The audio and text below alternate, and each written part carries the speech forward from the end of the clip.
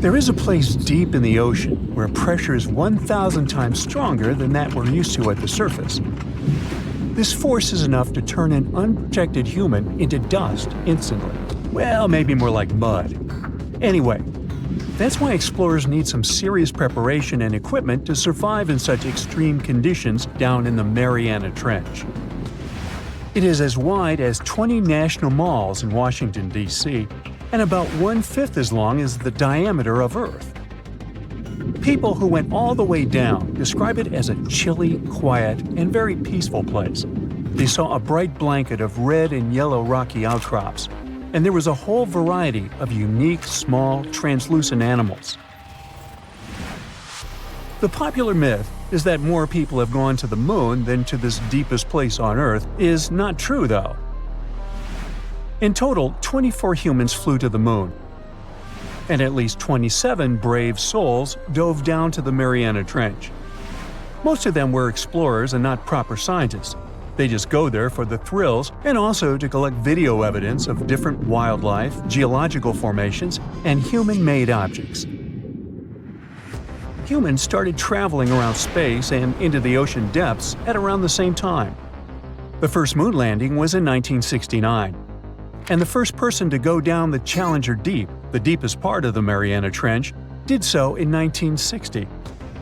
This unusual location got its name after the British ship HMS Challenger, which first located this massive drop in the ocean floor at the end of the 19th century. It would take 8 more decades before the first human went down to it.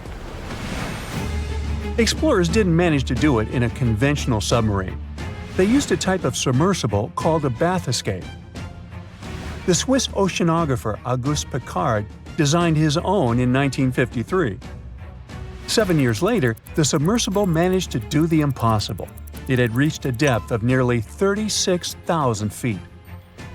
But what explorers saw was merely a fraction of the trench's full size. The fact that it is so huge of the Mariana Trench is just one of the reasons why it's mostly unexplored today. The absence of light is another major issue. Sunlight is incapable of reaching such profound depths, so the entire trench from top to bottom lies in absolute darkness.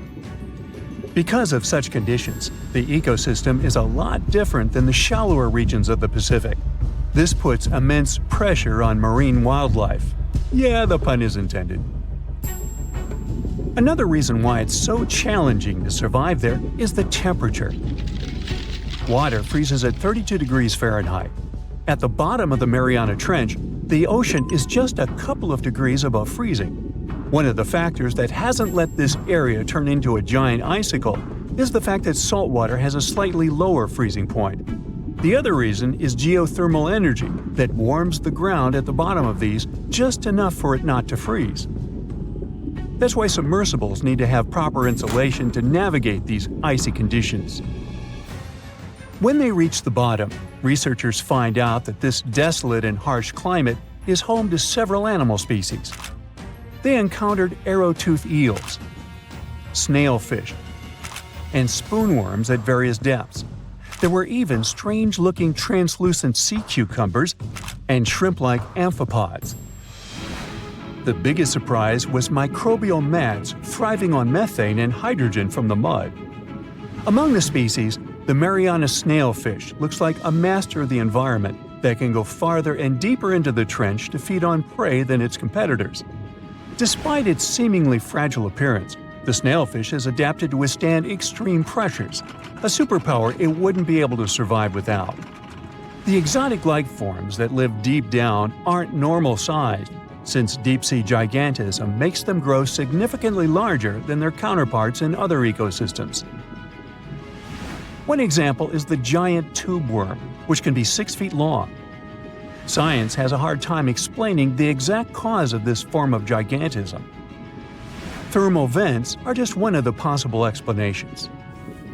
All of these factors might help explain the huge time gap in researching the Mariana Trench. The first successful dive after the 1960 expedition came only in 2012.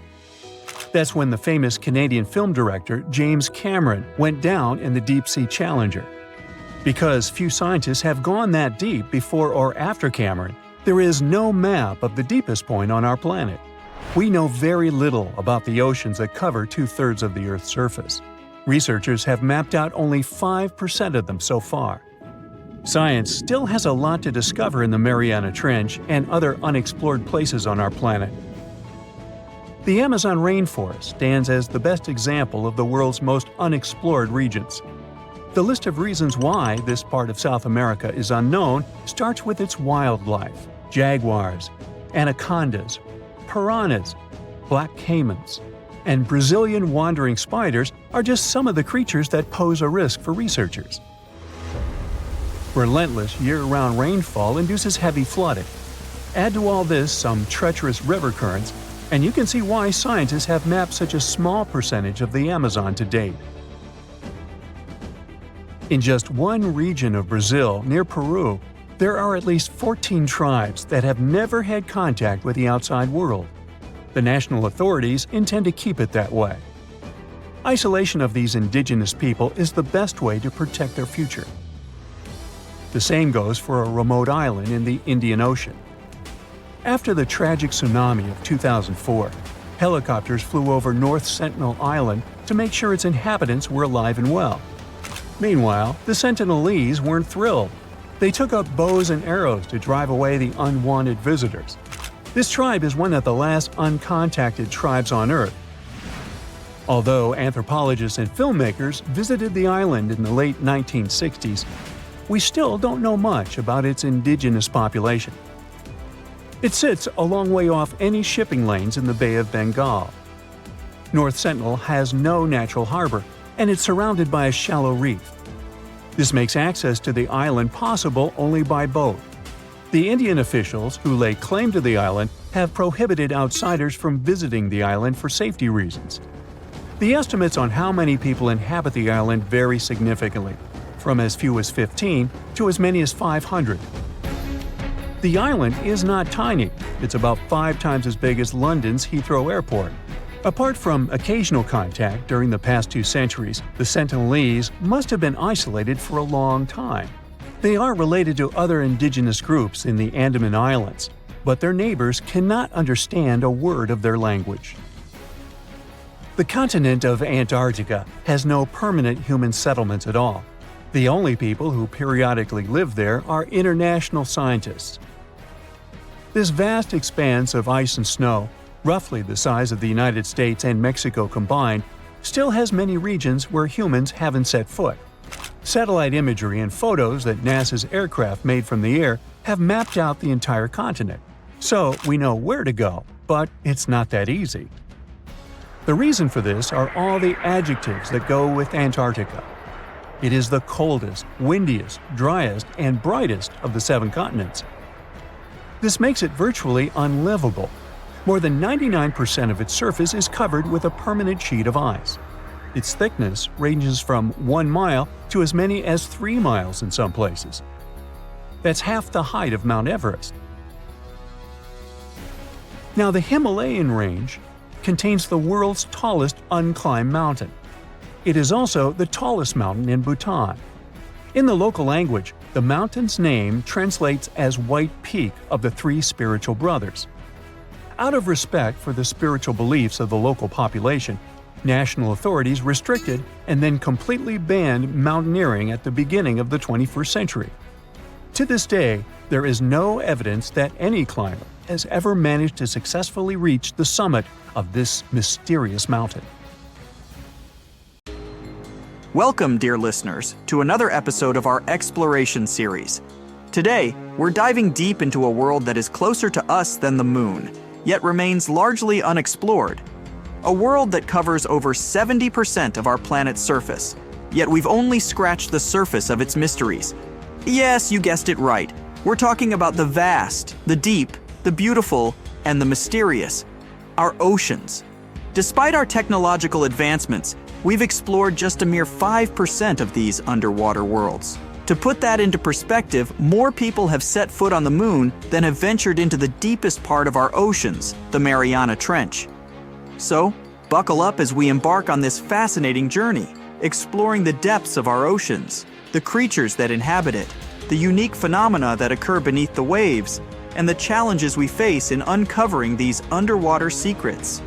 Stay tuned as we dive deeper than ever before into the mysteries of our blue planet. Let's make pause for a moment and consider the immense pressure and depth that we're dealing with. It's easy to forget when we're standing on the shore, watching the waves gently lap against the sand, that beneath the tranquil surface of the sea lies a world that is as alien to us as the surface of another planet. Imagine, if you will, descending into the ocean. As you go deeper, the light from the sun fades, replaced by an all-encompassing darkness.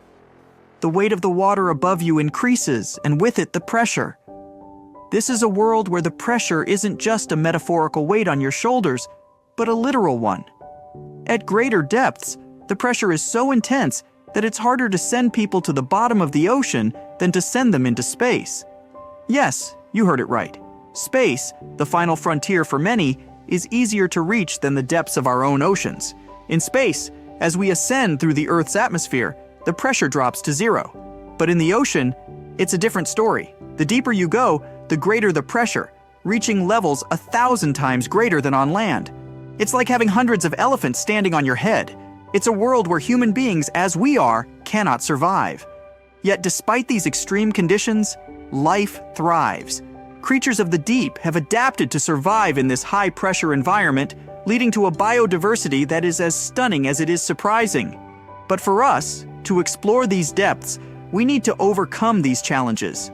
We need to build machines capable of withstanding these pressures, and we need to find ways to protect ourselves from the crushing weight of the water above us.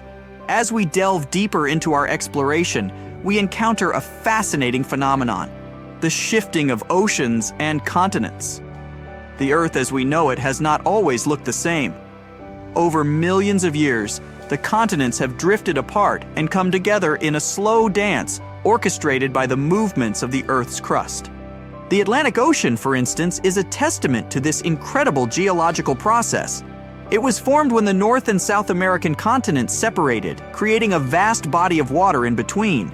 And even now, it continues to grow, expanding at a rate of about 2 inches per year.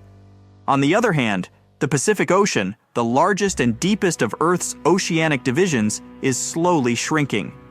This constant, albeit slow shift in our planet's geography is a reminder of the dynamic nature of Earth. These movements not only shape the physical landscape of our planet, but also influence the distribution and evolution of species in our oceans. The shifting continents have created diverse habitats, leading to the evolution of a myriad of marine species, each adapted to their unique environment. The ocean is a treasure trove of natural wonders, many of which are as astounding as they are unexpected. Beneath the surface, there are features that rival, if not surpass, the grandeur of those we see on land. Consider, for instance, the existence of underwater lakes and rivers. Yes, you heard it right, lakes and rivers within the ocean itself. This seemingly paradoxical phenomenon is possible due to a combination of salt water and hydrogen sulfide, which is denser than the surrounding water. This denser mixture forms lakes and rivers that flow right inside the ocean, creating an otherworldly spectacle for those fortunate enough to witness it. And then, there's the world's biggest waterfall, not on land but underwater. Known as the Denmark Strait Cataract, it's located in the waters between Iceland and Greenland. Standing at an impressive 11,500 feet tall, it dwarfs the likes of Niagara Falls. This underwater waterfall is possible because cold water is denser than hot water, causing it to drop into the much warmer Erminger Sea. But the wonders don't stop there. The longest mountain chain on Earth, the Mid-Ocean Ridge, is also hidden beneath the ocean's surface. Stretching almost 40,000 miles long, it's a testament to the Earth's dynamic nature. Yet, despite its size, we've studied only about 1% of this underwater mountain range. We know less about this chain than we know about the surface of Mars or Venus. These features, hidden beneath the waves, remind us of the ocean's complexity and grandeur. They challenge our understanding of the natural world and invite us to explore further, to uncover more of the ocean's secrets. As we journey deeper into the ocean, we encounter the true stars of this underwater world, the marine life. The ocean is teeming with a diversity of life forms that is as breathtaking as it is varied. From the smallest plankton to the largest whale, Each creature plays a vital role in the complex web of life that exists beneath the waves. Consider the corals, not just a single organism, but a bustling community of life. These underwater cities provide shelter, food, and breeding grounds for a multitude of marine species. They are the rainforests of the sea, teeming with biodiversity. Then there are the algae, the unsung heroes of our planet. These microscopic organisms produce about half of the world's oxygen through photosynthesis, a process that also absorbs carbon dioxide, helping to mitigate climate change. The ocean is also home to some of the most fascinating creatures on Earth. Take the octopus, for example. This intelligent invertebrate has 3 hearts, 9 brains, and can change both its color and texture in a split second to blend in with its surroundings. Or the Antarctic fish, which have developed natural antifreeze proteins to survive in the icy waters of the Southern Ocean. These proteins prevent ice crystals from forming in their blood, allowing them to thrive in conditions that would be lethal to most other fish. And let's not forget the sharks, the apex predators of the ocean. With their streamlined bodies and highly developed senses, they are perfectly adapted for a life of hunting in the ocean. These are just a few examples of the incredible diversity of marine life in our oceans. Each species, each individual, is a testament to the power of evolution and the adaptability of life. The more we learn about these creatures, the more we realize how much more there is to discover.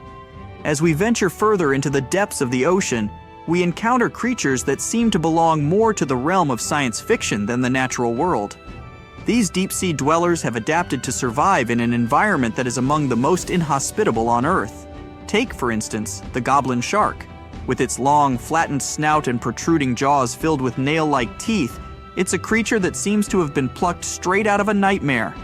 Yet, it's perfectly adapted to its deep-sea environment, using its unique jaws to snatch up prey in the dark depths. Then there's the fangtooth, a fish that, true to its name, boasts some of the largest teeth of any fish in the ocean, relative to its body size. Despite its fearsome appearance, the fangtooth is quite small and harmless to humans. The frilled shark, another deep-sea dweller, is often referred to as a living fossil because its primitive features have changed little over millions of years. With its serpentine body and fringed gills, it's a striking reminder of the diversity of life in the deep sea. And let's not forget the Mariana snailfish, a species that calls the deepest part of the Mariana Trench home. Living at a depth of 24,000 feet, it's the deepest living fish ever discovered. In this extreme environment where the pressure is 1,000 times greater than at sea level, the snailfish thrives, demonstrating the incredible adaptability of life. These deep-sea creatures, with their alien-like appearances and incredible adaptations, challenge our understanding of what life can endure. They remind us that even in the harshest conditions, life finds a way to thrive. As we continue our exploration, we encounter a surprising fact about our oceans. They are, quite literally, a gold mine. It's estimated that there are about 20 million tons of gold dispersed throughout the oceans. However, before you start planning your underwater treasure hunt, there's a catch. The gold in the ocean isn't clustered together in easy-to-find nuggets or veins. Instead, it's spread throughout the ocean's waters, at a concentration of about 13 billionths of a gram per liter of seawater. To put that in perspective, you would need to process over 50 million liters of seawater to collect a single gram of gold. That's about 20 Olympic-sized swimming pools for a piece of gold that would barely cover your fingertip. Even on the seafloor, where gold can accumulate in higher concentrations, it's still not an easy task to extract. The gold is embedded in rocks or mixed with other sediments, requiring extensive mining operations to collect. And that's not even considering the technical challenges and environmental impacts of deep-sea mining. So while our oceans are rich in gold, it's not a resource that we'll be able to tap into anytime soon. But it's a fascinating reminder of the wealth of resources that our oceans hold, many of which are yet to be discovered. As we delve deeper into the mysteries of the ocean, let's turn our attention to a peculiar phenomenon that has puzzled scientists for decades, a unique sound known as the bloop. In 1997, researchers detected a loud, ultra-low frequency sound in the Pacific Ocean. The sound was so powerful that it was picked up by sensors nearly 3,000 miles away. The sound was dubbed the bloop, and for many years its source remained a mystery. The sound was unlike anything researchers had heard before. It was too loud to be caused by a ship or a submarine, and it didn't match the sounds made by any known marine animal. This led to wild speculations about its source, with theories ranging from giant sea monsters to underwater alien bases. However, after years of investigation, scientists were able to solve the mystery of the bloop. The sound was not caused by a giant sea creature or an alien base, but by an ice quake, a large iceberg cracking and breaking away from an Antarctic glacier. The sound of the ice quake traveled through the water, where it was picked up by the listening devices thousands of miles away. The story of the bloop is a reminder of the many mysteries that still exist in our oceans. Even with all our technology and knowledge, there are still things in the ocean that can surprise and puzzle us. As we journey further into the depths of the ocean, we arrive at a place that is as remote as it is fascinating. Point Nemo. Named after Captain Nemo, a character from Jules Verne's 20,000 Leagues Under the Sea, Point Nemo is the oceanic pole of inaccessibility. In simpler terms, it's the point in the ocean that is farthest from land. Located in the South Pacific Ocean, Point Nemo is about 1,450 nautical miles from any land. To give you a sense of just how remote it is, the closest humans to Point Nemo are often the astronauts aboard the International Space Station, which orbits the Earth from a distance of about 258 miles. This remoteness makes Point Nemo one of the least disturbed places on Earth. It's a place of profound solitude, where the vastness of the ocean can truly be felt. But despite its isolation, Point Nemo is not devoid of life. Microorganisms known as Extremophiles, which thrive in extreme conditions, can be found in its waters. Point Nemo also serves as a spacecraft cemetery. Due to its remote location, space agencies around the world use it as a dumping ground for decommissioned satellites and space stations. These spacecraft, some of which carry traces of extraterrestrial material, sink to the bottom of the ocean, adding another layer of intrigue to this remote location. Our journey takes us now to the deepest point of the ocean, a place so remote and inhospitable that it has been visited by fewer people than have walked on the moon. This is the Challenger Deep, located in the Mariana Trench in the western Pacific Ocean. Named after the HMS Challenger, which conducted the first scientific survey of the trench in 1875, the Challenger Deep is about 36,000 feet deep. That's nearly 7 miles straight down. To put that into perspective, if you were to place Mount Everest at the bottom of the Challenger Deep, its peak would still be over a mile underwater. The pressure at the bottom of the Challenger Deep is over 1,000 times greater than at sea level, and the temperature is just above freezing. Despite these extreme conditions, life has found a way to thrive. Scientists have discovered a variety of organisms that call the Challenger Deep home, including single-celled amoebas known as foraminifera, and a species of snailfish that is currently the deepest living fish ever discovered. Exploring the Challenger Deep is a formidable challenge. The immense pressure, low temperatures, and lack of light make it a difficult and dangerous environment to navigate. Yet these challenges have not deterred us from exploring this final frontier on Earth. From the bathyscaphe Trieste's first manned descent in 1960 to more recent expeditions using autonomous underwater vehicles, our quest to explore and understand the deepest part of our oceans continues. The Challenger Deep is a testament to the extremes that life on Earth can endure, and a reminder of how much we still have to learn about our planet. As we delve deeper into the mysteries of the ocean, we encounter life forms that have adapted to survive in some of the most extreme conditions on Earth. These extremophiles, as they are known, challenge our understanding of the limits of life and hint at the possibility of life beyond our planet. Take, for instance, the bacteria that thrive near hydrothermal vents on the ocean floor.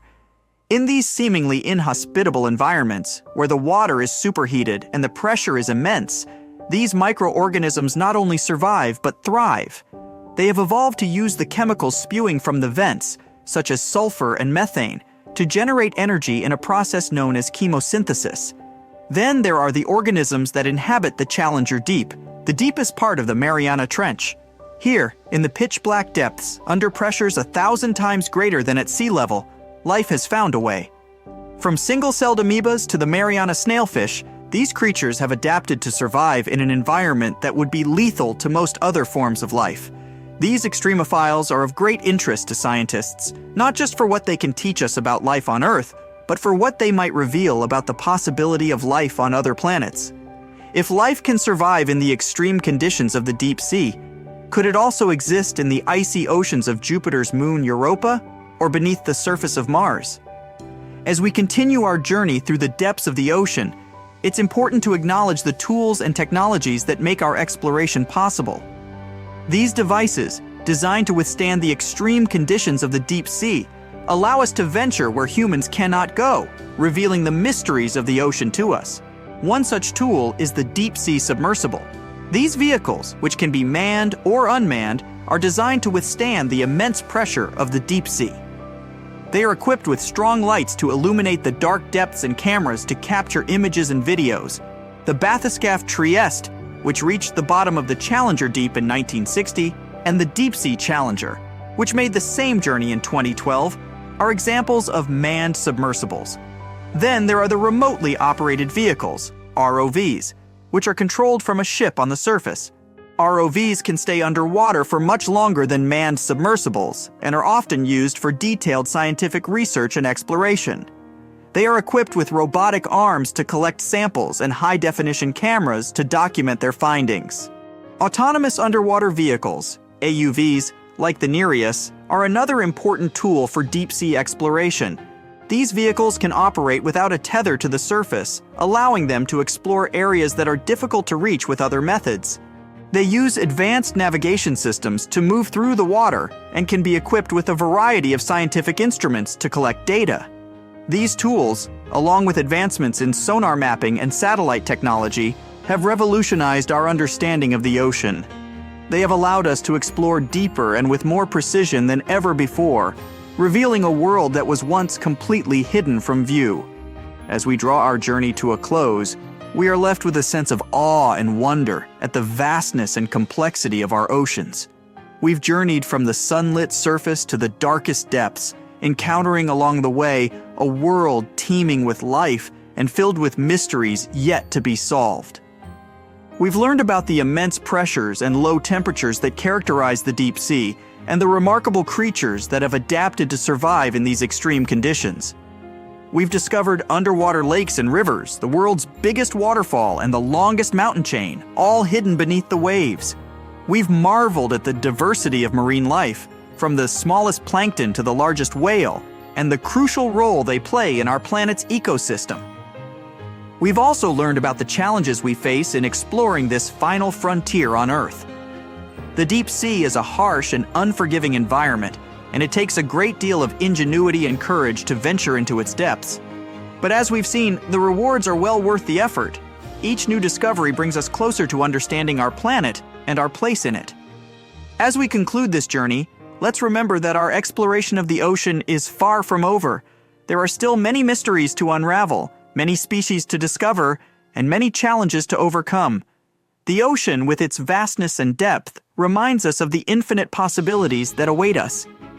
It invites us to keep exploring, to keep learning, and to keep marveling at the wonders of our blue planet. Thank you for joining us on this journey. Until next time, keep exploring, keep questioning, and keep marveling at the wonders of our world.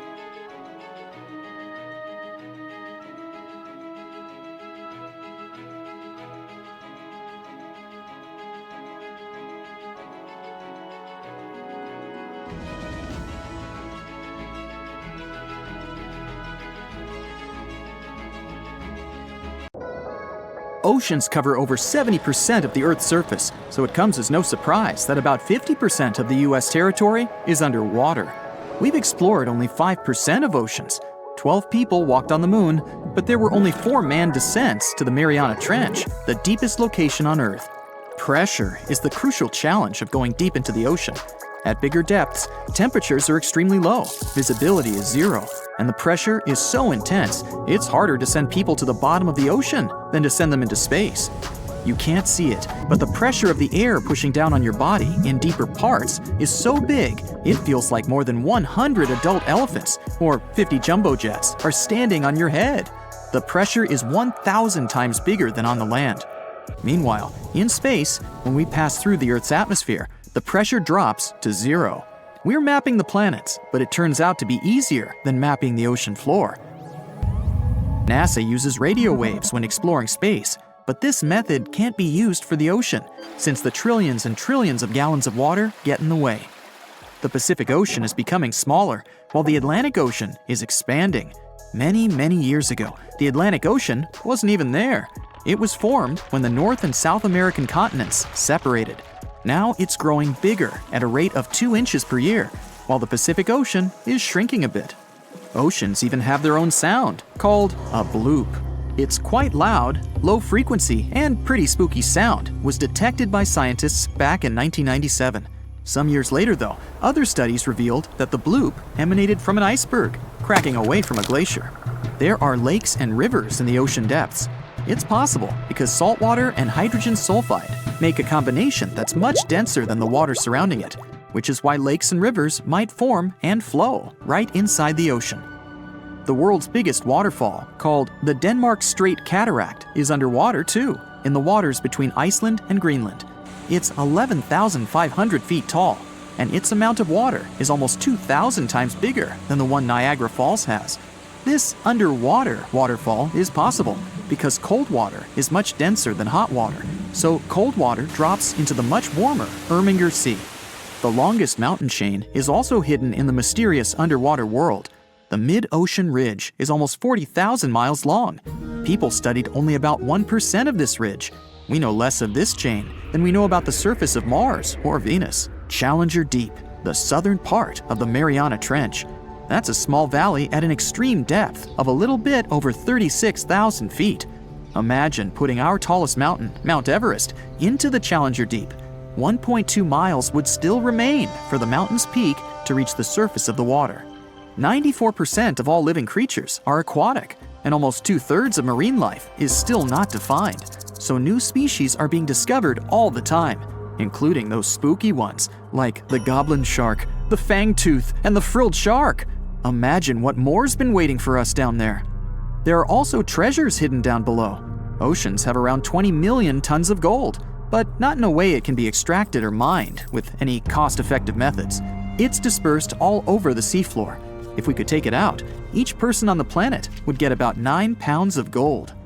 Corals in shallow waters needed to find a way to protect themselves from the sunlight, so they developed some kind of layer that helps them feel good, even when exposed to direct sun rays. Basically, they developed a sort of natural sunscreen. Corals are living creatures. No mouth, eyes, or anything else that could say they're more than a rock, but they are in the category of marine invertebrates. A lot of the oxygen on our planet comes from the ocean. Scientists claim it's about 50 to 80%. The oxygen is produced by marine plants, mostly algae.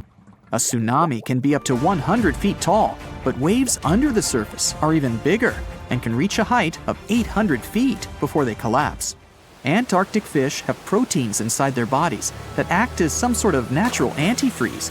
These proteins attach to ice crystals and prevent fish from freezing when the water gets too cold. When you place a seashell near your ear, it seems like you hear the sound of waves crashing on some distant beach, like a shell's memories are trapped inside. In reality, the shell amplifies the ambient noise from your current surrounding.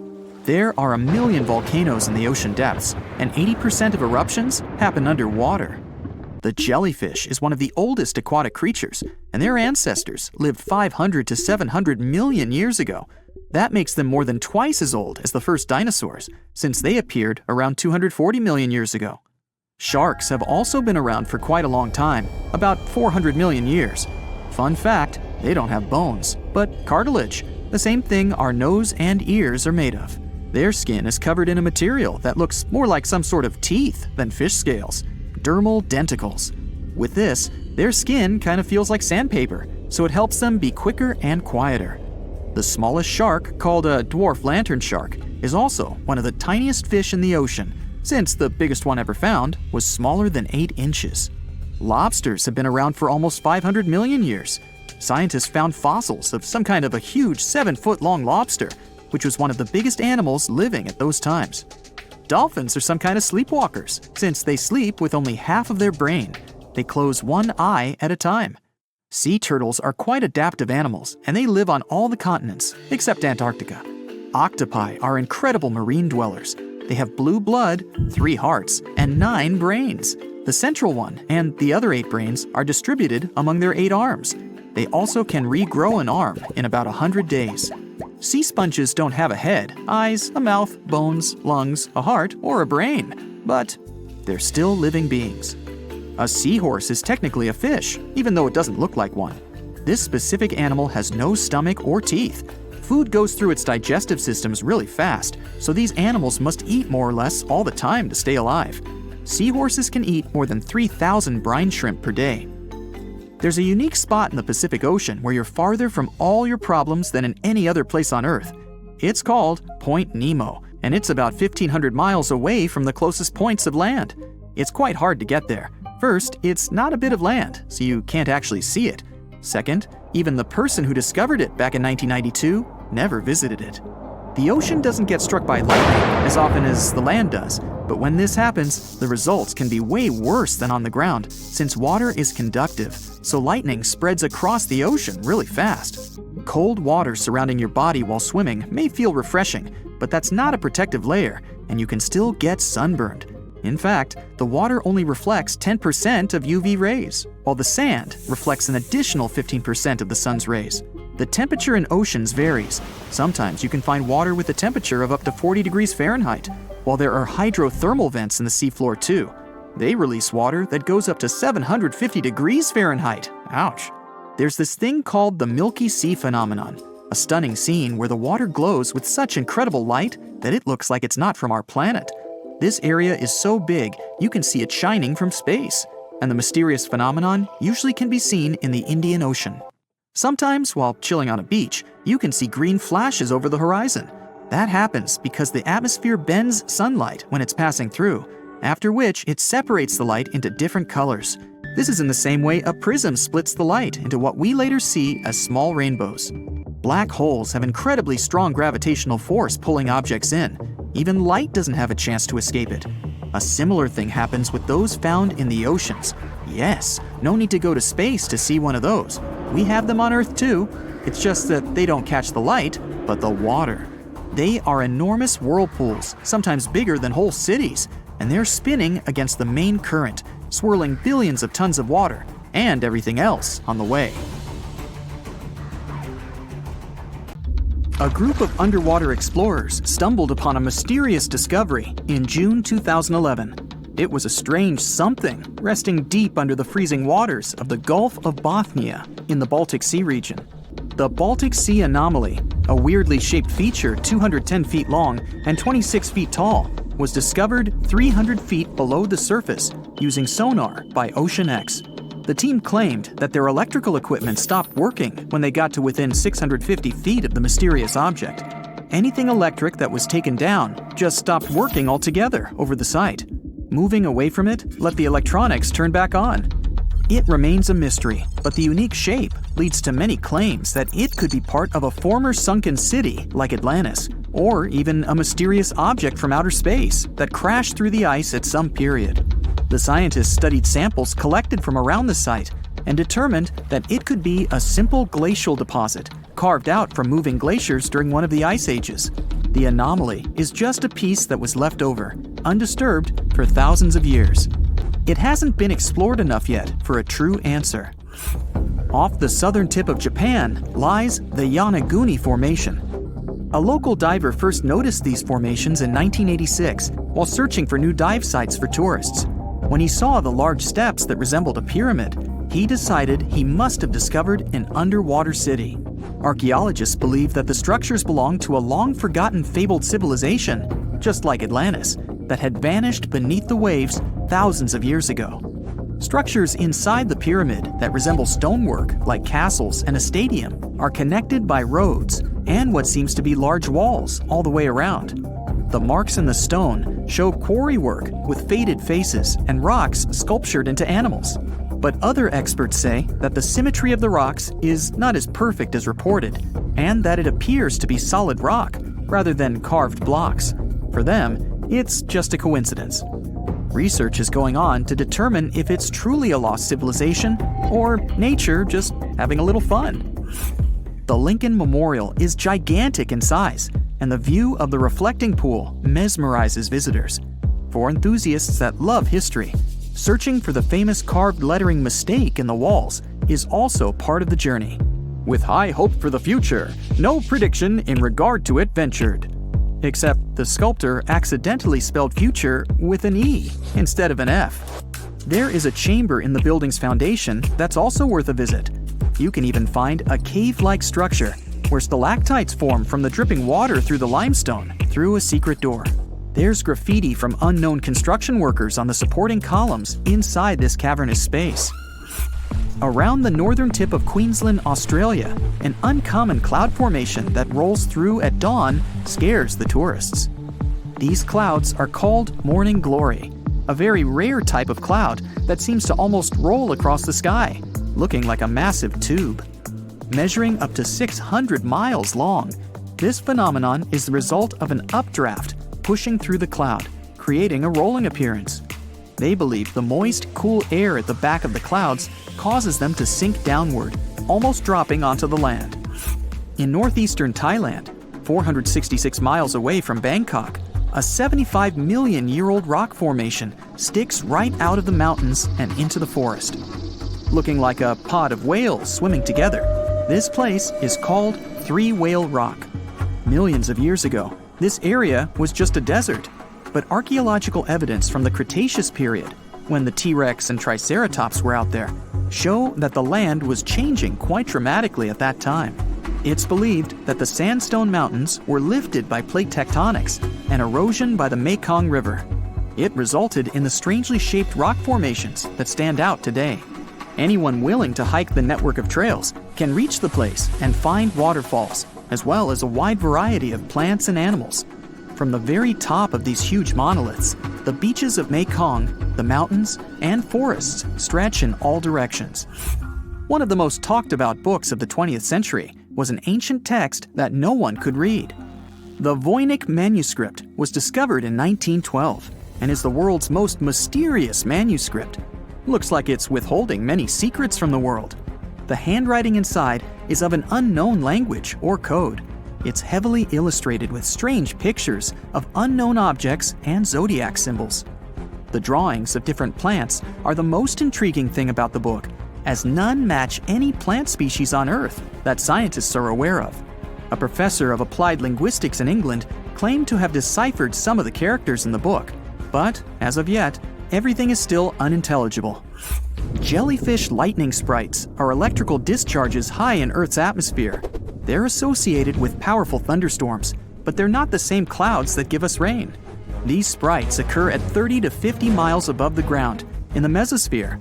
Artificial lights at night make it a lot more difficult to see this faint lightning, but it can be well over 30 miles wide.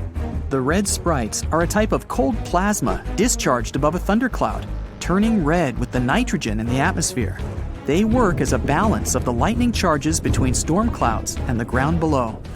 When freezing temperatures hit orchards in Michigan, the local early birds woke up to unusual ice sculptures hanging off tree branches. Ghost apples, perfectly formed ice apples.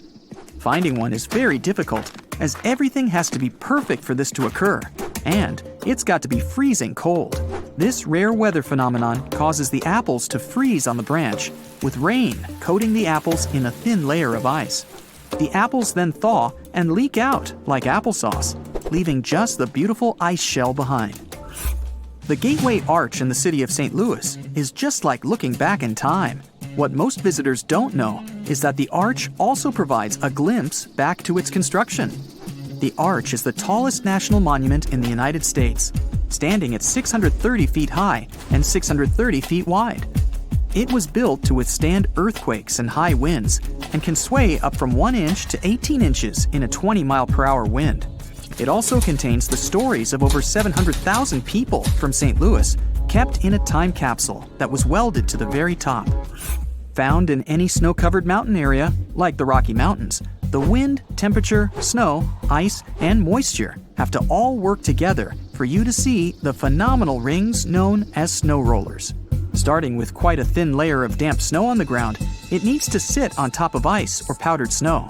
Then, a strong enough breeze has to move a layer into a donut shape and gently start rolling down a hill, just like a snowball. Once it stops rolling, it can be the size of a baseball or as large as a car tire. It all depends on how strong the wind was blowing that day. A newly formed snow donut won't stay around for very long, as the dust is quite light. The Antikythera mechanism is a type of ancient computer that's baffling the scientific community with its extraordinary mechanics. A Greek ship sank off the coast of the island of Antikythera some 2,000 years ago. It was only discovered in 1900 by sponge divers. Archaeologists started sorting out the artifacts retrieved from the wreckage when they came across an object that didn't seem to fit into the time it was created. The machine seemed to follow time, the movement of stars, eclipses, moon phases, and even countdowns to events like the Olympics with amazing precision. No mechanism would come close to this until the 14th century, when they started building geared clocks in Europe. Archaeologists in Turkey believe they might have found the oldest known architectural construction in the world. It's over 10,000 years old, according to the experts. Found in ancient farming communities, these monolith pillars were up to 18 feet high. They were probably used for social events and rituals, but not much is known about them. Some of these large stone structures were human-shaped, with animal carvings and stone rings built into them. Recently, archaeologists have found rectangular buildings around the site. The communities that built these monuments were the start of the move into modern civilization.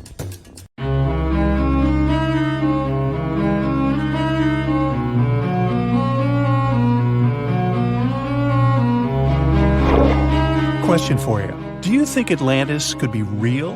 It remains as one of history's greatest mysteries. The legend began with Plato, all the way back in ancient Greece. The tale of a civilization that formed and prospered before our own. Atlantis was supposedly a highly technological society, much like the Mayans. But, as the legend says, due to the people's greed, they were punished by a flood that destroyed and submerged their cities. Different theories try to guess Atlantis' location. Some say it was in the Mediterranean Sea. Some say it's beneath the Bermuda Triangle. But, as science has shown us, Atlantis may be only an allegory for humankind. Today, you'll discover several amazing underwater cities that you have never heard of. They existed indeed and are not just a myth. We're taking you on an excursion to the underwater city of Baia, which is on the coast of Italy. Known as the Las Vegas of the Roman Empire, Baia was a resort city. The Roman elite traveled there for recreation. Imagine an open-air spa. That was Baia. You can visit the submerged town by scuba diving and get close to that perfectly preserved, magnificent Roman sculpture, a true underwater wonder. You can spot the crumbled temples and buildings through glass-bottom boats. This is a moss-covered museum in Claudio's Nymphaeum. To your left, you can see a collection of classical Greek statues. Swimming down the Via Herculeana, you'll arrive at Villa Aprotio. Villas are Italian-style houses, and here you can admire their original marble floors. Notice the black and white patterns and the astounding shapes they make. Next, you'll arrive at Portus Julius. Can you see the collapsing wall structures at the bottom of the seafloor? You'll see well-preserved columns and limestone floors. Behold the ruins of the thermal baths of Lacus. The remaining multicolored mosaics are something great to see. You'll see their orange, blue, and green tiles if you get close enough. At Pisoni's Villa Pila, you'll see 25 preserved Roman pillars. Notice the arches, the frescoes nearby, and the magnitude of this well-kept treasure. The city was located over natural volcanic vents, so there were hot springs to be used at will. People went there looking to have an excellent time. And when I say people, I mean some of the great Roman emperors we learn about in school: Nero, Cicero, Caesar.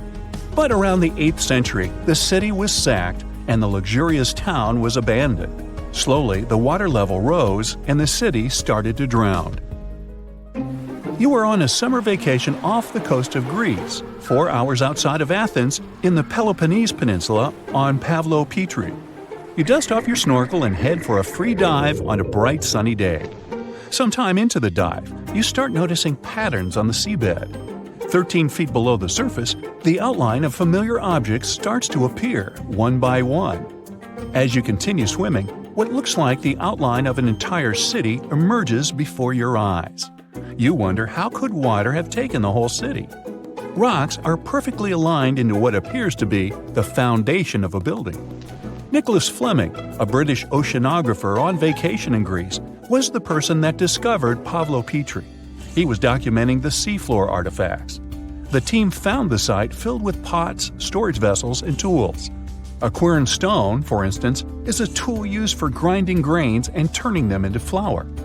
Multiple amphoras, which were found then, indicate that this settlement dated back to the Bronze Age, 5,500 years ago, when people started living in towns. The settlement is believed to have lasted for over 2,400 years. Pavlo Petri is considered today the oldest submerged town yet found, and it's impressive that it wasn't a simple village. It was a vibrant port city with stone-built buildings, a marketplace, streets, and even squares. Let's continue our exploration and find secrets in other underwater cities. You are diving off the coast of the Ryukyu Islands. Pacific waters are far from smooth. There's a strong current pulling you into the deep sea. Suddenly, you see a huge structure thanks to the sunlight shining down on the seabed. At first, it looks like Machu Picchu's ruins across the globe in Peru. As you approach it, you slowly figure out its form. A pyramid-shaped structure, arches, staircases. It's something that could have easily been a palace or castle. Could this also be a sign of human activity? What you just saw is known today as the Yonaguni Monument. It also goes by the name of Japan's Atlantis. The entire monument is about the size of 5 football fields and the height of a 5-story building.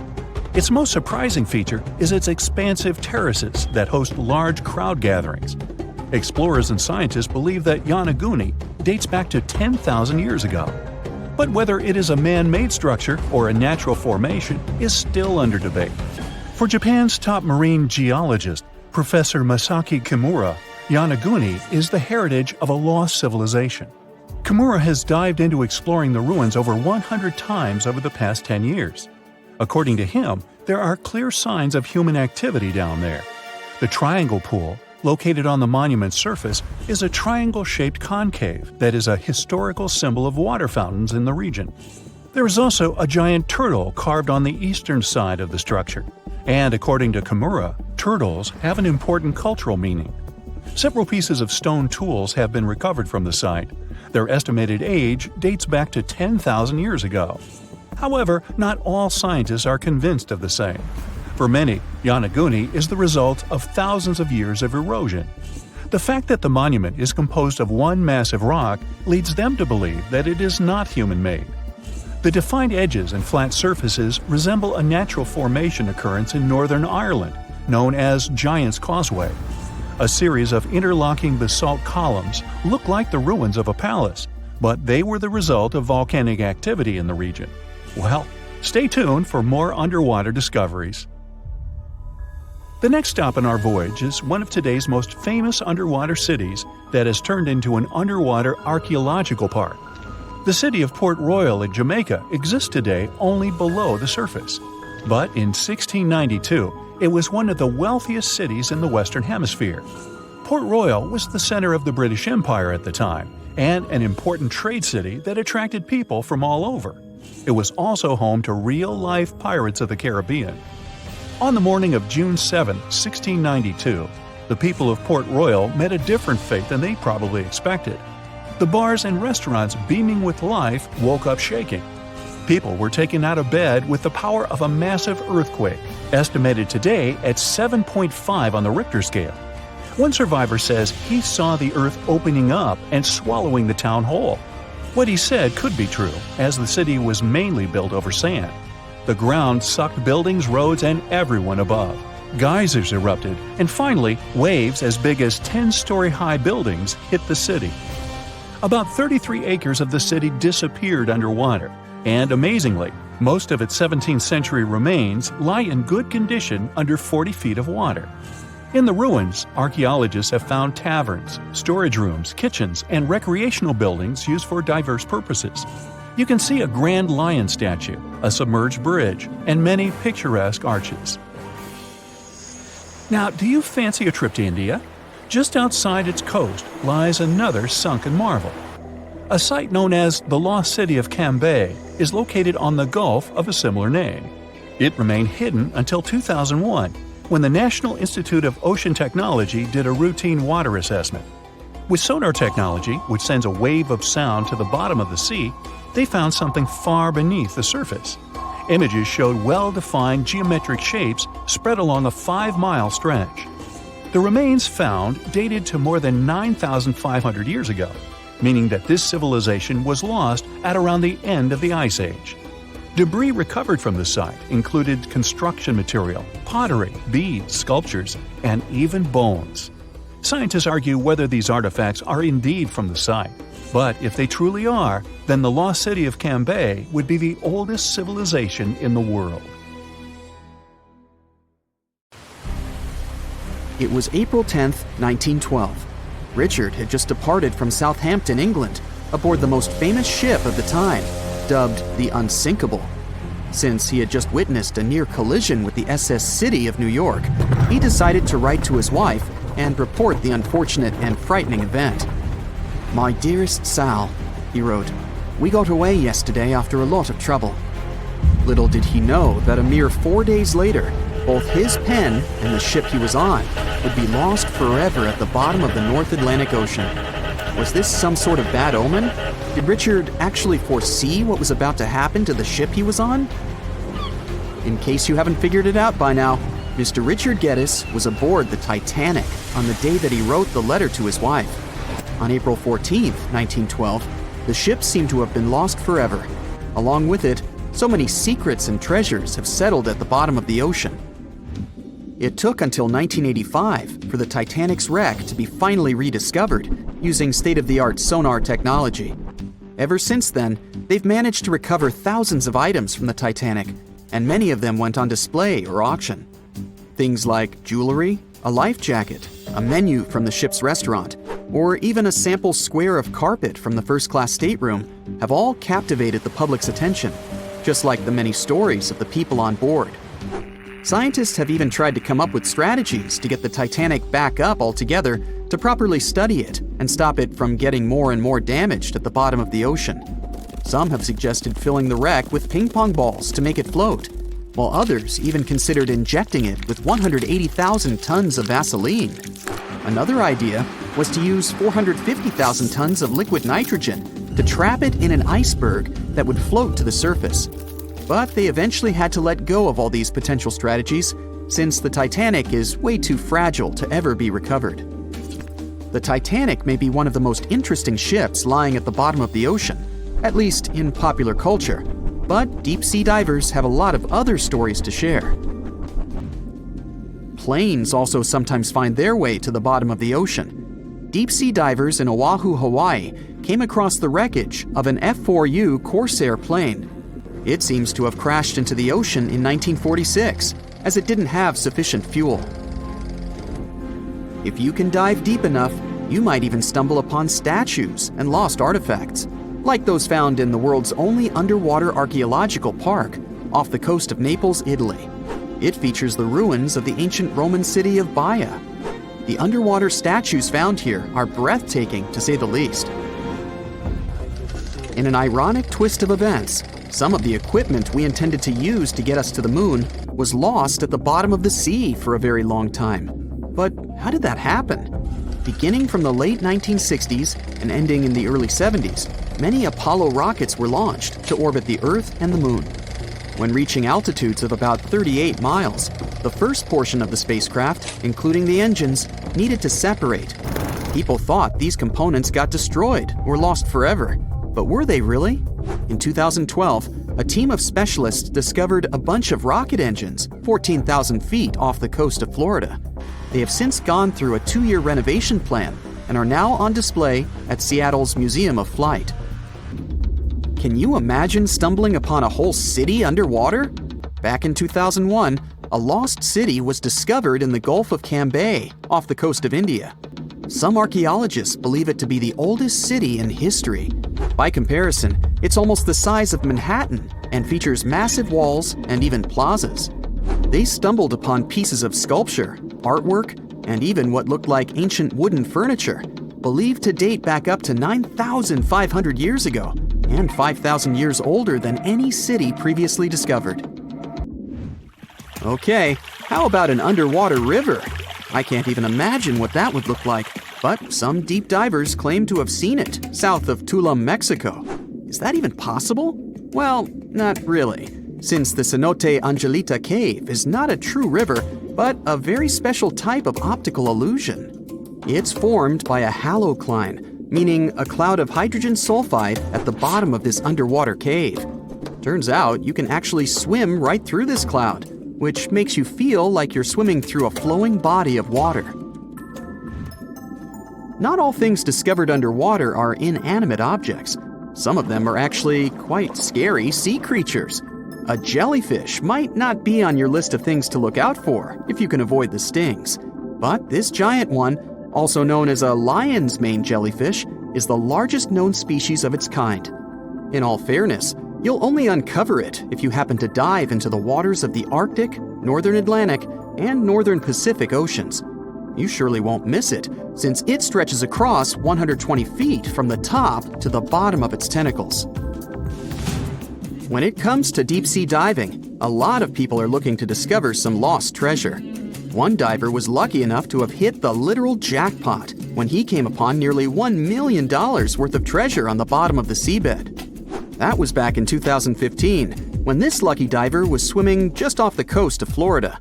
What did he find, you might ask? Well, about 51 gold coins, 40 feet of gold chain, and a rare single coin that was tailored for the King of Spain, Philip V. Speaking of people looking for lost treasures, divers also sometimes found pirate ships. They discovered one of these pirate shipwrecks in 2015 off the coast of Colombia. It dates back to the 18th century. The value of this forgotten ship was estimated to be between $4 billion and $17 billion, as it contained treasures, precious stones, gold, and countless other really valuable items.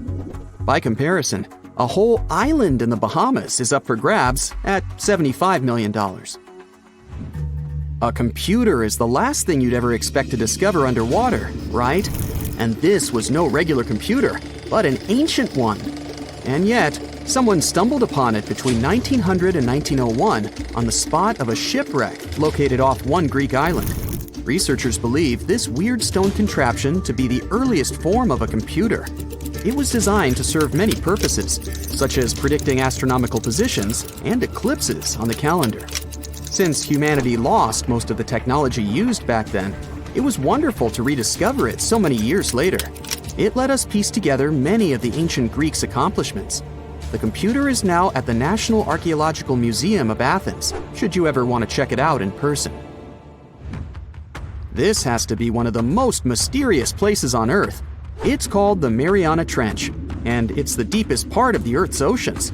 We really don't know how deep it is, since it's so difficult to measure, but it's somewhere around 7 miles deep and 5 times longer than the Grand Canyon. They first studied this massive underwater hole back in 1875 using a weighted rope. Back in 2012, a Canadian film director named James Cameron reached the bottom of the trench in the submersible vessel Deep Sea Challenger. Some of the most bizarre creatures on the planet call this place their home, including the Dumbo octopus, the sea cucumber, and the goblin shark. The Mariana Trench took its name after the nearby Mariana Islands, which are named Las Marianas in honor of the Spanish Queen Mariana of Austria. From thousands of dollars worth of treasure to brand new phones and ancient cities, let's dive into the water and see what we can find. Imagine going to the river to enjoy a boat ride. Who wouldn't want to take a couple of pics to make the memories of this trip last forever? Oops, the water split. Luckily, you've taken precautions and put your gadget in a waterproof bag. But what if you drop your phone to the bottom of the lake along with this case? This is what happened to some people. A scuba diver and a YouTuber dived into a river popular with tourists and lost some of their gear worth $20,000, including new iPhones and some jewelry. Oops. You might be familiar with the image of a car getting pulled out of the water, either from the movies or TV news. Large cargo vessels sometimes sink, and trucks inside them go along. That's what happened with the Thistlegorm wreck. It sunk in 1941 in the Red Sea, and these Bedford trucks were inside. Want to see something more valuable, like treasure? A British cargo ship was carrying a heavy load of silver ingots, but the vessel sank. Treasure seekers knew there was silver on the ship. Since the 1940s, they've been looking for it. The Odyssey Marine team got lucky. They made the discovery in 2011. The treasure was more than 14,000 feet below the surface. The ship had carried more than 110 tons of silver ingots. Finders keepers! The Odyssey team kept 80% of the treasure and gave 20% to Her Majesty's Treasury. Of course, there were more items on the ship, like letters, teapots, and silk sheets. You can see them in the exhibition called Voices from the Deep at London's Postal Museum. Now how about some underwater art? Sure, here you go, Polynesian moai statues. These statues have been discovered in several areas across the world. For instance, Easter Island is full of different size statues, but many of them can also be found in Cancun, Isla Mujeres, and Punta Nizu, Mexico. Seeing full-body statues from thousands of years ago under the water would probably be a lifetime experience. Gold coins are also popular items found in shipwrecks. Many divers come across coins worth a lot of money. But there's one diver in Florida who truly hit the jackpot. In 2015, they stumbled upon nearly $1 million worth of treasure. The discovery was 51 gold coins, 40 feet of ornate gold chains, and a rare coin that was made for Philip V, the King of Spain. They were once frightening and dangerous, and they still look spooky. Yo-ho! I'm talking about pirate ships. One pirate shipwreck from the 18th century was excavated off the coast of Colombia in 2015. The treasure found there was worth between $4 and $17 billion. It contained precious stones, gold, and many other items. The next one is an underwater city. Neapolis is a city washed away by a tsunami. It was built on the coast of North Africa nearly 1,700 years ago. Divers uncovered the city's remains in 2017. Researchers have also discovered Roman columns, as well as household goods and tools. Now, let's go all the way back to 1503. Portuguese explorer Vasco da Gama was fighting a storm when he lost his ship Esmeralda.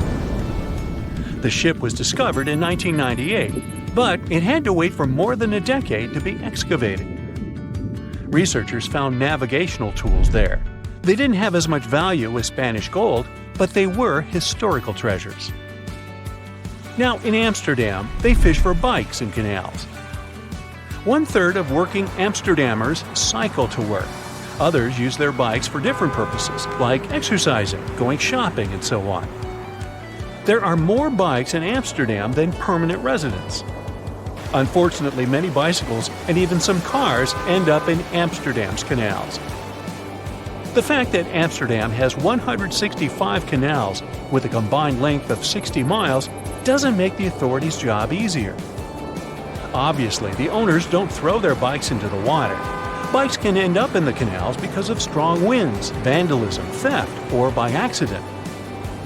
Every year, authorities fish up between 12,000 and 15,000 bikes. Our next one is a lost city. Heraklion was ancient Egypt's gateway to the Mediterranean. It became submerged and hidden under the sand. This city was famous. Maybe you've even heard about it. It was mentioned in the legend about Helen from Sparta and Paris from Troy. So, how was this ancient city discovered? In the early 2000s, a team of divers found a huge fragment of rock on the seabed and took it up to dry land. It turned out that it was a piece of the statue of Hapi, who was the lord of the river of ancient Egyptians. The team continued searching and found 6 other pieces. Around them, they saw temple ruins, pieces of pottery, jewelry, coins, oil lamps, and so on. Even an old copy of the New York Times. Nah, not really. Granada Underwater Sculpture Park is the world's first, what else, underwater sculpture park. Why is this park so special, besides being located in the beautiful waters of the Caribbean? You can see the park on a snorkeling or scuba diving trip. The sculptures are about 9 to 16 feet underwater. The atmosphere and the experience itself make it special. The sculptures are made from concrete and steel. Some of them weigh as much as 15 tons. They're covered with underwater creatures. The statues were put there to help protect reefs, maintain the health of the ecosystem, and restore underwater life in that area. Now, submarines are designed to go underwater, so maybe you wouldn't expect to see them on this list. But submarines do, in fact, sink. Divers have discovered many submarines. For instance, an Australian submarine was found off the coast of Papua New Guinea more than a century after it had sunk. Now here's another submerged city, but this one was left underwater on purpose. You can see the ancient ruins of Lion City in a lake in China. This lake was created in 1959 when the valley, at the base of Five Lions Mountain, was flooded to create a hydroelectric power station. The 1,400-year-old city, now ruins, got submerged by this flow and stayed this way for over 50 years. It lay untouched at the bottom of the lake until its exploration started in 2001. Divers found out that many structures, carvings, guardian lions, and arches were still preserved. Researchers mapped and documented Lion City. They also looked for a way to protect these structures from further damage. In 2011, the city was announced to be an historic relic under protection. When you see the ruins of Lion City for the first time, the view will take your breath away. So don't forget to hold your breath. Imagine swimming in the dark waters. As you're approaching the city, you see its huge walls and extensive carvings. Marvelous, isn't it? The Cancun Underwater Museum is probably the largest museum of its kind in the whole world. It wasn't lost, per se, but now it's home to an aquatic ecosystem. Who wouldn't want to combine scuba diving and snorkeling with a visit to a world-class garden with 500 sculptures? Placed 30 feet under the surface, these sculptures are made from pH-neutral marine concrete so that they can stay on the ocean floor. Plus, here, the sculptures change over time, unlike in a traditional museum. That's because they become part of the underwater environment and a home to various plant and animal species. In one installation, nearly 450 life-size figurines are grouped together to hint at the harmonious coexistence of humanity. There is also the Anthropocene, which is an actual submerged Volkswagen Beetle placed by the Manchonis Reef.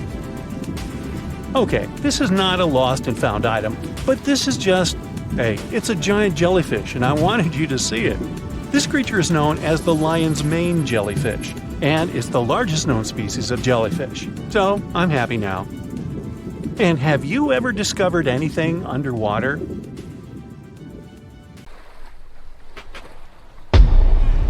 Many terrifying animals live deep beyond the waves, like this vampire squid living 3,000 feet below the surface in almost complete darkness. This animal has a cloak, like a vampire's. That's why it's called the vampire squid. Deep down at the bottom, it can't use ink to defend itself.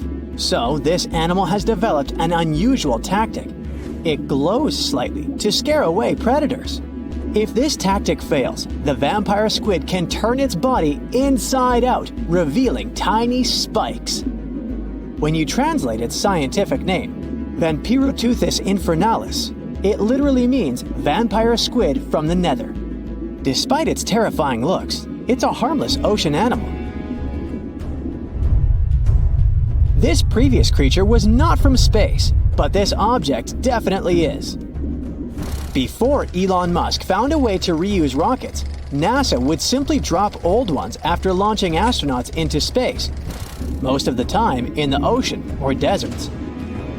In 2012, Jeff Bezos launched a mission to find the Apollo 11 rocket. They found it by using sonar, but it was in terrible condition. It was sitting on the bottom of the ocean, not far from the predicted site. They were able to rescue the engine and reconstruct 2 of them. The most famous lost city is Atlantis, but sadly, we still haven't discovered it. However, Heraklion was also just a myth until one British pilot saw something that looked like a city while flying over the Mediterranean Sea. He reported it, and 60 years later, a group of divers went there.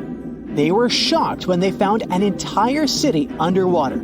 It was loaded with artifacts that could tell us a lot about the history of the place. Now it's one of the best underwater archaeological sites in the world. It's believed that the rising sea caused the whole city to go underwater. The Titanic sank in 1912. The wreck was claimed to be officially discovered 74 years later. In reality, though, a fisherman found the Titanic 8 years earlier while fishing in the Atlantic Ocean. He was pulling out his net when he spotted a head stuck in it. Luckily, it was just a doll's head. Years later, after the fisher had passed away, his son sold the doll to a doll collector. She did a lot of digging and research on every person who had a porcelain toy on the Titanic. She found the owner of the doll. Ava Hart was on the Titanic and had a doll with her. Ava survived the catastrophe by a miracle, but her toy didn't. Hart even wrote about the doll in her journal, and every detail matched the toy found by the fisherman. The tripod fish lives deep in the abyssal zone, around 20,000 feet below the surface.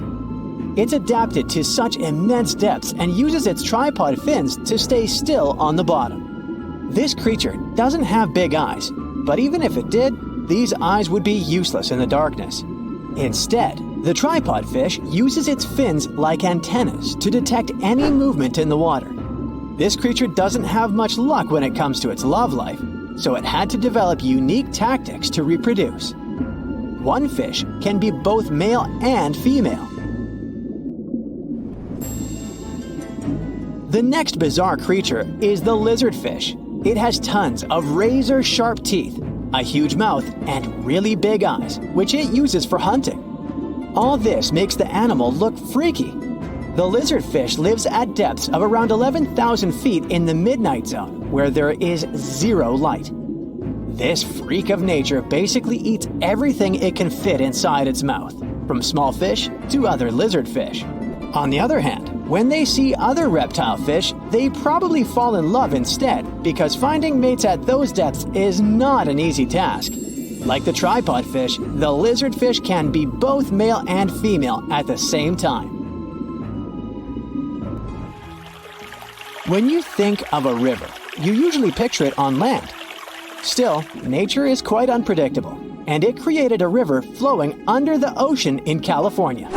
It's running at a depth of around 2 miles. This river has everything that an ordinary river has: sunken logs, trees, and rocks. And despite its uniqueness, it's not the only one in the world. There are also others in the Amazon and Greenland. A terrifying creature was discovered near Angola's coast by a remote operating vehicle.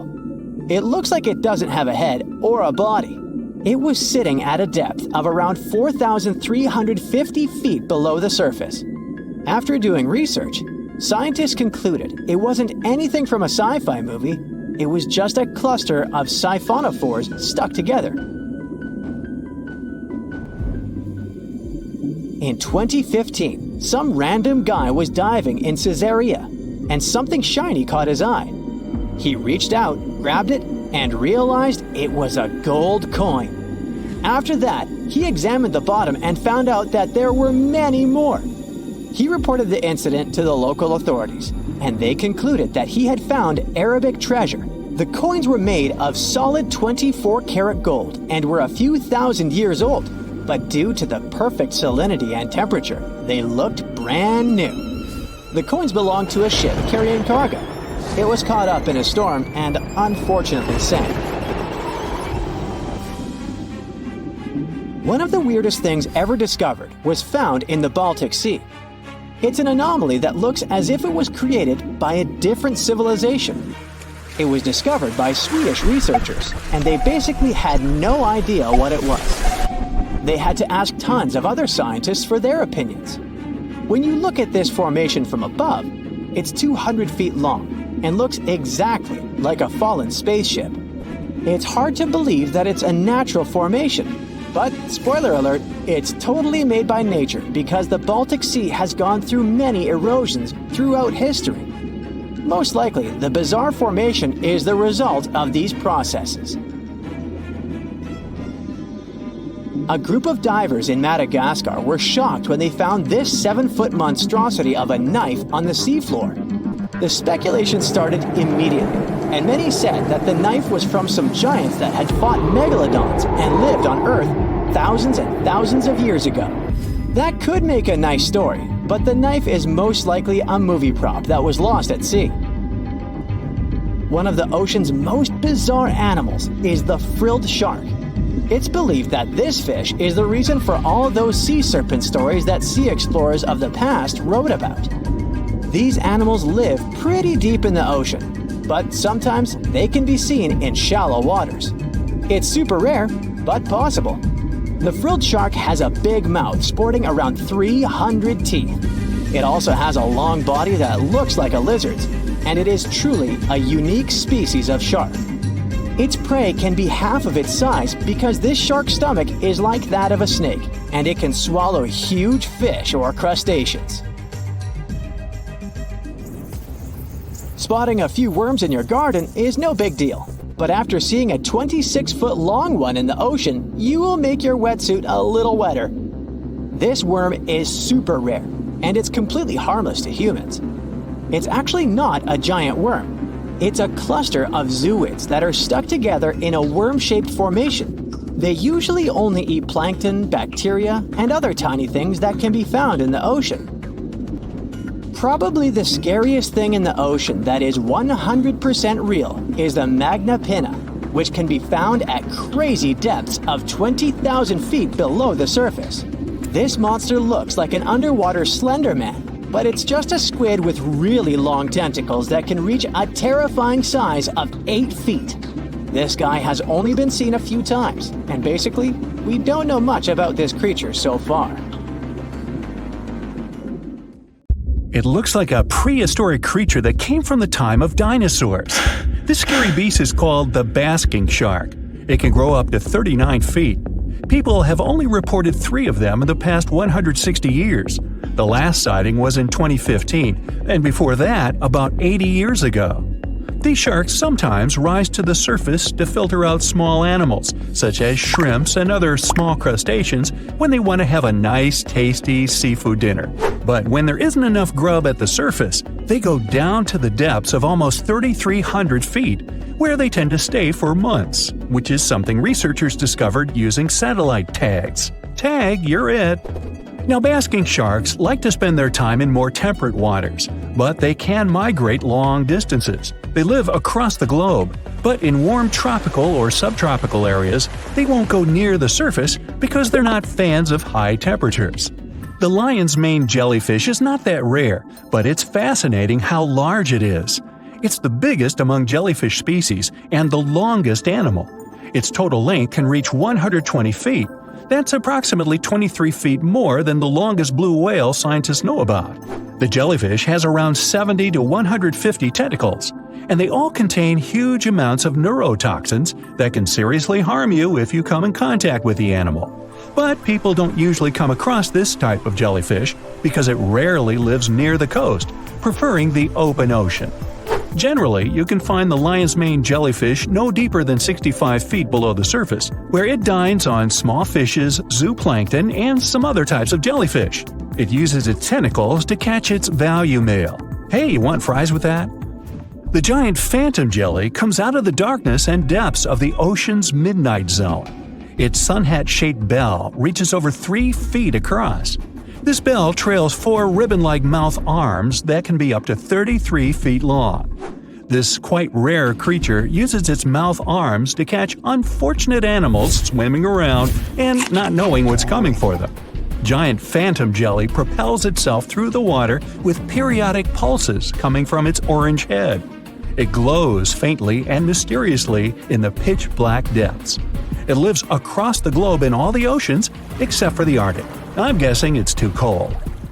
Because of its odd shape, people often call the oarfish the dragonfish or sea serpent. It's about 26 feet long, which makes it the longest bony fish we know about, and lives at depths of 3,300 feet. Oarfish spend most of their time in the deep, dark parts of the open ocean in tropical and subtropical areas. They almost never come to the surface, unless, invited. It's a ribbon-shaped and shiny silver creature with a long red dorsal fin and red oar-like pelvic fins. Its body has no scales and is very thin. The fish can grow to a length of about 30 feet and weigh 660 pounds. Oarfish have really big eyes that help them see better in their dark, scary surroundings. The frilled shark is definitely one of the gnarliest-looking marine animals out there. If you saw it somewhere, you'd probably think you went back to the age of dinosaurs. Yup, the frilled shark is a prehistoric creature because its roots go back 80 million years. This living fossil can grow to be 7 feet long. It got its name from its frilly gills. Even though frilled sharks have the shark part in their name, they swim similar to an eel in a distinctly serpentine way. Its mouth is terrifying. Similar to the maw of the great white shark, it has 300 trident-shaped teeth lined in 25 rows. Hey, come a little closer, huh? Researchers discovered this creature in the 19th century, but people rarely see it, and no wonder. It usually lives at depths of between 390 and 4,200 feet. Most of the time, the frilled shark feeds on squid, swallowing them whole. Its long jaws allowed the frilled shark to gape extra wide and swallow animals half as long as its entire body. Goblin sharks are very rare.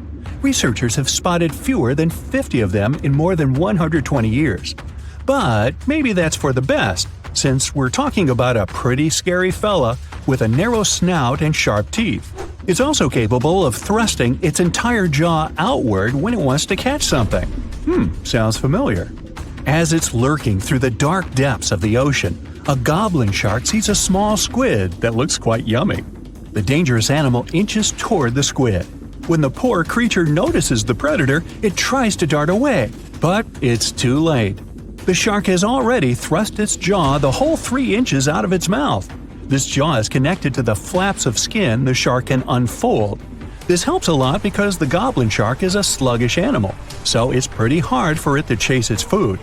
After finishing its lunch, the goblin shark puts its jaw back in its mouth and swims away as if nothing's happened. Goblin sharks mostly live at the bottom of the ocean. Like many other shark species, they prefer swimming alone. Here's a silver-colored creature with very rough skin. That's the ocean sunfish, with a total length of almost 11 feet. Its other name is mola. The ocean sunfish is the heaviest of all bony fish out there. People sometimes call it a swimming head because of its bizarre appearance. These creatures have such a weird shape because they're born with a back fin that never actually grows. It just folds into itself as the animal matures and creates a rounded rudder. The sunfish is a bit clumsy. It moves with the help of its mighty fins that allow the animal to swim on its side. This marine inhabitant is a solitary creature. It mostly feeds on zooplankton and jellyfish. The spotted wobbegong is one of the world's rarest sharks. It grows to be more than 10 feet long. It may not look as terrifying as some of its shark relatives, but it's pretty good at catching unsuspecting animals swimming past, mostly during the night. The animal has a spiracle, which is why it can breathe while staying still at the bottom of the ocean. It's motionless most of the time, which is why you can barely notice it. Its flat body and large pelvic and pectoral fins blend in with the underwater terrain. That's why they're so good at hiding. This ability helps when these sharks want to protect themselves too. Wobbegong means carpet shark. They usually live close to the ocean floor in coral reefs, on sandy bottoms, and under piers. People have even spotted the shark in the water that is barely deep enough to cover its flattened body. Now, blobfish lack teeth and bones, so they can't actively hunt. Since they don't have much muscle mass, they can barely move around. Hey, I had a roommate like that once. They get their energy from animals they scoop up from the seafloor. They also know how to conserve this energy. That's how it usually goes with deep-sea creatures. They don't have as much food as those animals that swim closer to the surface. Instead, they have special body mechanisms that allow them to save energy for the times when they don't have much to eat. Pressure at the depths where the blobfish lives is 120 times as high as that at the surface. That's why the bizarre creature looks like a weird gelatinous mass only when you bring it up to the surface. The pressure here is not strong enough to keep its body together. Hey, breaking up is hard to do. The white margin stargazer could compete with the blobfish for the title of the ugliest animal in the sea, don't you think? Now, this animal has eyes on the top of its head, together with an upward-facing mouth which the creature uses to hide itself in the sand. That's where it spends most of its time, with only its eyes protruding from the sand. It chills this way until some small animal passes by. It can lunge at its target incredibly quickly, literally within milliseconds. This creates a vacuum in the water that pulls in a crab, fish, or some other small, unfortunate animal. Another tactic involves venom. This fish has a venomous spine in its shoulder blade that helps with catching other animals and defending itself against enemies. Even though it's not related to the electric eel, the white margin stargazer can generate an electric shock as powerful as 50 volts. Ow! Well, hey there! We dive back in time and into the oceans over 500 million years ago, just, because we can. Whoa! Watch out! It's not megalodon or giant sea reptiles you need to look out for here. It's a bizarre, unearthly-looking creature called Anomalocaris. The name means unlike any other shrimp, and I think you'll agree, it looks like a nightmarish cross between a shrimp and a modern-day centipede. 2 tentacles protruding from its face, each lined with razor-sharp teeth. Oh yeah, and this thing was about the size of your leg. With a wave-like movement of the flaps on each side of its body, it was graceful for a terrifying creature. It was also more advanced than any other life on this planet at the time. Especially those huge eyes. You have only one lens in each of yours.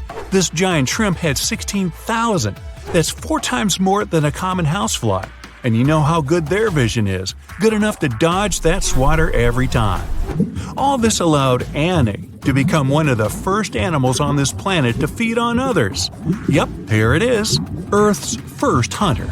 Its favorite meal? Trilobites. Hey, try a bite. Those are the ancient ancestors of crabs.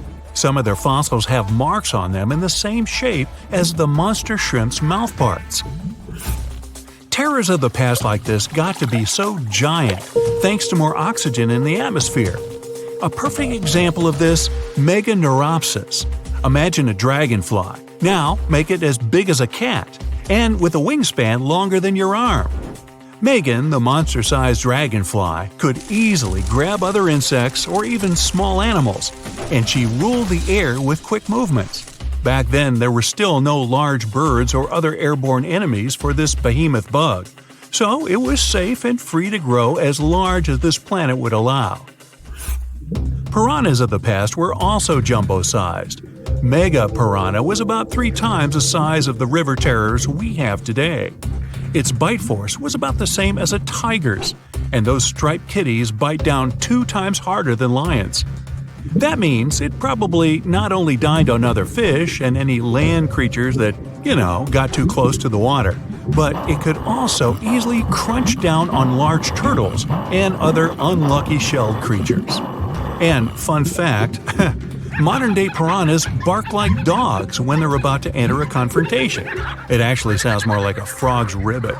But makes you wonder, what did this mega-sized ancient cousin sound like? A bear roaring?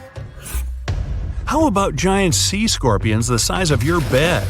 Go back about 460 million years, and you'd see them swimming under you. And watch out for that tail.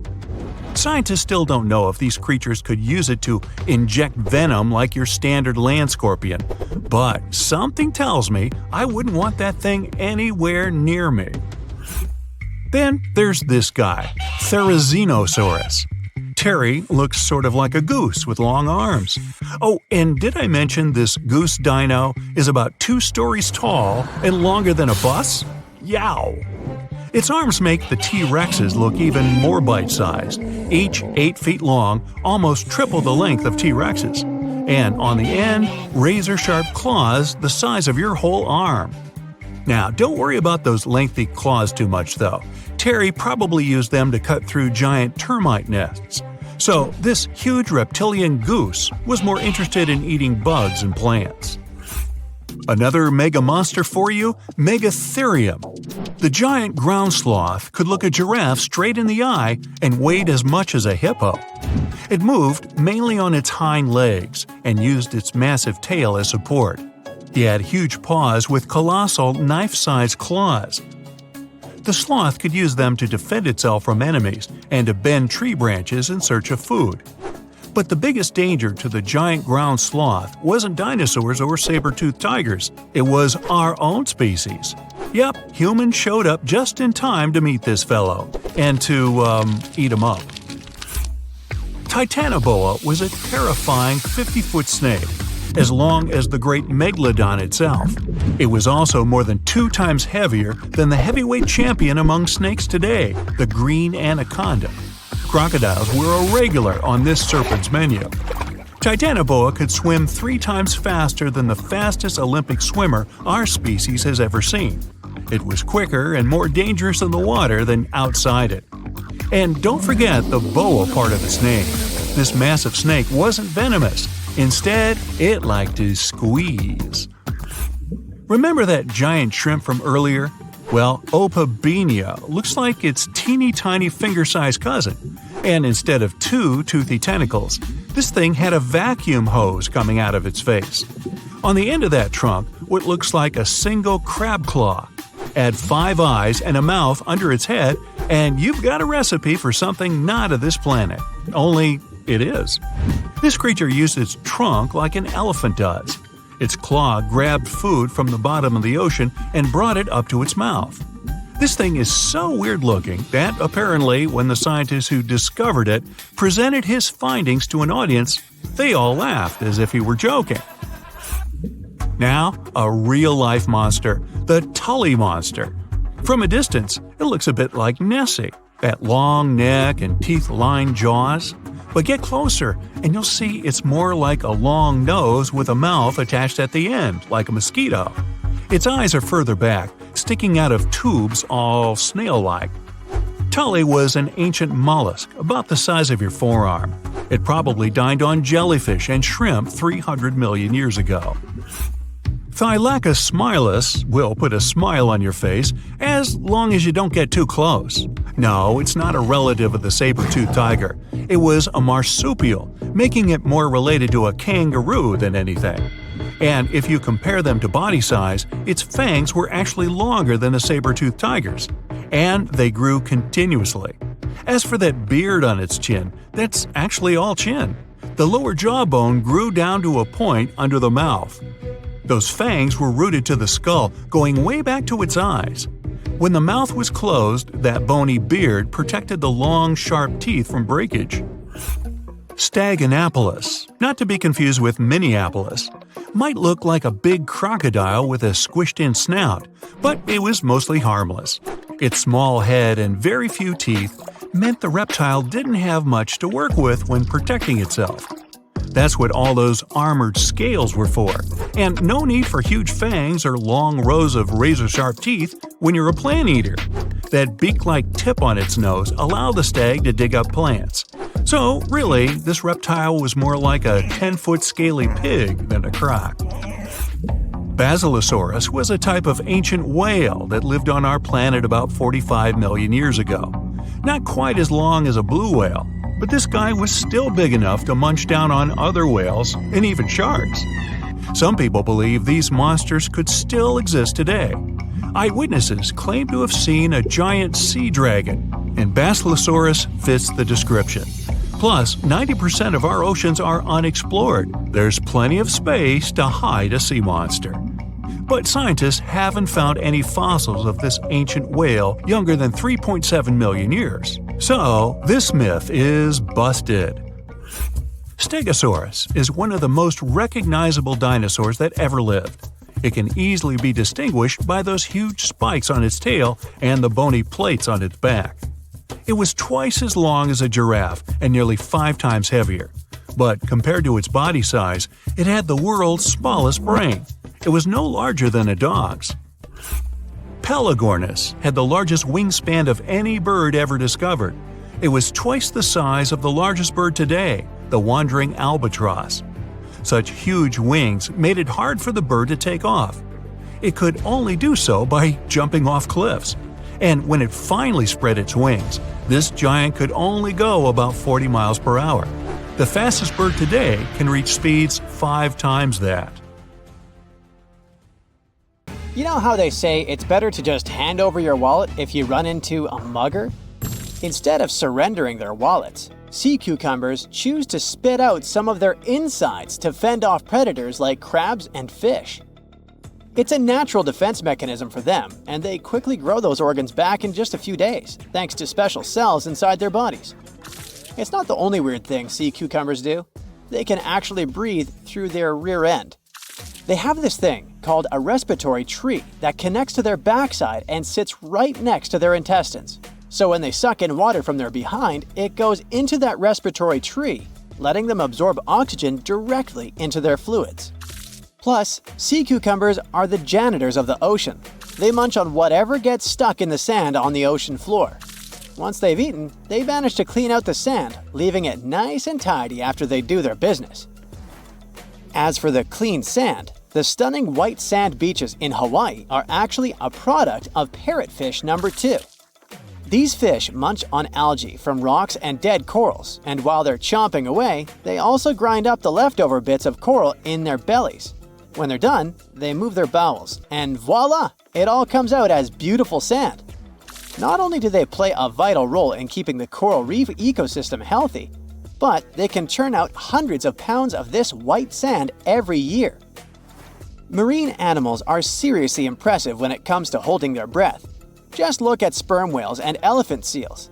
They can stay underwater for a mind-blowing 2 hours. Then there's a Cuvier's beaked whale, which holds the crazy record at almost 4 hours underwater. When you compare that to the human record of 24 minutes and 37 seconds held by pro diver Budimir Shobat, it seems pretty insignificant.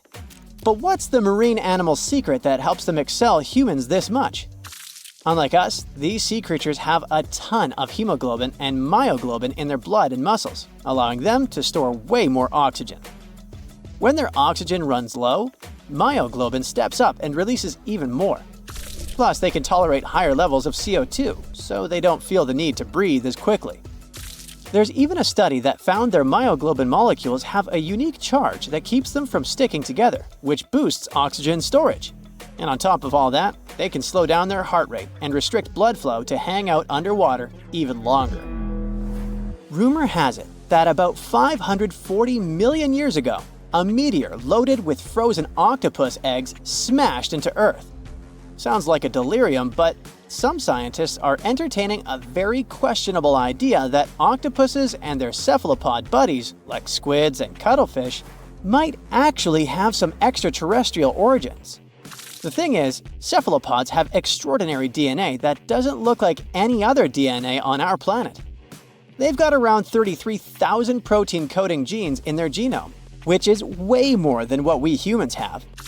A recent study suggests that their evolutionary story shows some odd traits that might hint at a connection to space, like they could be from some super far-off past, or even the future.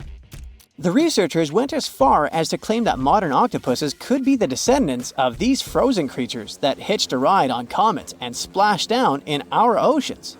And why octopuses? Well, they really stand out in the animal kingdom. They can use different tools to build their own houses, and they can even solve everyday problems independently of their brain. as 2/3 of an octopus's neurons are in its arms. These traits seem to have just appeared out of nowhere during evolution. They even tossed around another quirky theory. What if an extraterrestrial virus crashed into early squid populations and gave them a crazy boost in evolution, turning them into the octopuses we know today? Anyways, these are just fun speculations without any hard proof. Now, this funky object is an animal, not a rock. It's called sand dollar. Just look at the shape of its shell. Once sand dollars are exposed to the sun, their shells lose their soft, spiny covering and become bleached white. Back in the day, beachcombers thought these shells looked a lot like big silver coins, kind of like the old Spanish dollar that was about the same size. But if you prefer, you can call them sand cakes instead. These quirky creatures have tiny spines on their surface, and they glide along the ocean floor. They use small tube feet that line the grooves on their underside to grab bits of food like plankton and algae, which they then send to their mouths. Inside, they have 5 triangular teeth that help them munch on their meals. In some Georgia folklore, sand dollars are said to represent coins lost by mermaids. Sand dollars have a unique talent for cloning themselves. They can do this for a bunch of reasons, like when a predator comes around. Some species of sand dollar larvae can actually split in half as a defense mechanism. It takes about 24 hours for them to clone themselves, and the new larvae end up being about 2/3 smaller than the original, which helps them hide from danger. Wait, is that a giant sea hot dog racing through the ocean? Sorta. Some scientists have joked that sperm whales seriously resemble enormous hot dogs. These massive creatures can take quick naps, standing up for about 10 to 15 minutes. They only sleep about 7% of the time, mostly between 6 p.m. and midnight. Sperm whales also have a cool ability to retract and extend their eyes, thanks to a thick retractor muscle around them, but they can't actually roll their eyes in their sockets. Plus, they have the most asymmetrical skull of any mammal out there. Oh, and let's not forget, they have the largest brain of any living creature, weighing in at over 9 pounds. Unlike us humans, if dolphins went into full-on snooze, they'd stop breathing and could drown. So they figured out a genius solution. They let only one side of their brain sleep at a time. This means one half stays awake to keep them breathing and watching out for any potential threats. When they snooze, they only close one eye. If their right brain is resting, their left eye is shut, and vice versa. This unique sleep style is called unihemispheric sleep, and it lets them recharge without ever fully losing awareness. On top of that, dolphins might be using corals and sponges like their own little pharmacies. Scientists have seen them rubbing their bodies against specific types of coral and sponges, suggesting they might be treating skin issues. They've even spotted dolphins lining up to take turns at these spots, using corals like Gorgonian coral Rumphella aggregata, leather coral, and some sponges. What's really fascinating is that researchers have analyzed these corals and found they contain compounds that could help with dolphin skin conditions, which can sometimes lead to infections and lesions. Now, the big question is figuring out exactly how each type of coral helps dolphins, and if it really boosts their health overall. Sea urchins aren't exactly the Usain Bolts of the ocean. They move slowly by crawling with their tube feet and occasionally give themselves a little push with their spines. These little guys have just 5 teeth, which they use like a beak to scrape algae off rocks, which I'm pretty sure is the ocean's version of an all-you-can-eat buffet. But since all that scraping wears their teeth down, they're in a never-ending dental replacement program. Scallops are the underwater equivalent of the world's most confused security cameras, sporting up to 200 tiny eyes on their shells. These eyes are high-tech. They can even adjust their pupils to light. Instead of working like ours, scallop eyes have a unique setup. Light goes through a pupil, lens, 2 retinas, and then hits a mirror made of guanine crystals that reflects it back. Scientists were puzzled about how they see since their main retina often gets blurry light. But it turns out, scallops can change their pupil size by about 50%. Just don't expect them to do it in a hurry, as it takes a few minutes. Now here's something really neat about orcas. They're expert hunters, and they do it in groups called pods. A pod can consist of up to 40 orcas, forming a very effective hunting team. Interestingly, there are distinct types of pods: resident and transient. Resident pods are more into fish, while transient pods have a taste for marine mammals. But no matter what type of pod they belong to, all orcas have one thing in common: they are master collaborators. They work together using smart hunting techniques that are often compared to the teamwork of wolf packs. Almost 95% of jellyfish's body is made of water. For comparison, the human body is 60% water.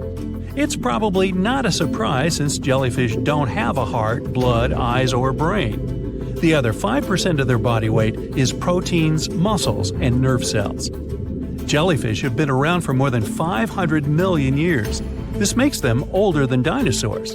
These creatures haven't changed much, and today's jellyfish are pretty much like their ancestors. Electric eels have small eyes that are not so effective in environments with no light, so they mostly rely on their electric organs. Those consist of 6,000 cells. Eels use them to stow power, similar to batteries. These creatures use electricity like bats use their radars or dolphins their sonar. An eel can also produce enough electricity to power a panel of light bulbs. There's a small tropical archer fish that can learn to recognize human faces. This fish has an interesting ability to spit small jets of water from its mouth. Researchers showed the fish the image of two different faces placed side by side. One was unknown and the other was familiar. The fish was supposed to spit water at the familiar one. The creature took the right guess more than 80% of the time. There's such a thing as a sea unicorn. That's an animal called the narwhal. Its horn is actually a tooth that can grow up to 10 feet long. Manatees, also known as sea cows, are distant relatives of elephants.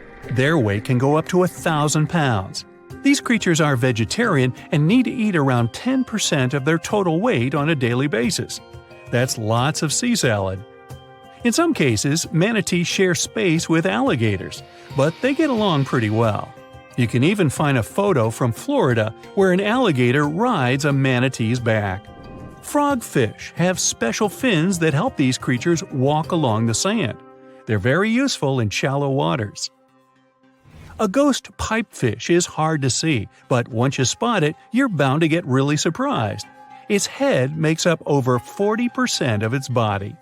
Crabs don't feel like wasting time on such formalities as putting foods in their mouth. That's why they taste it with their feet, which is where their taste buds are.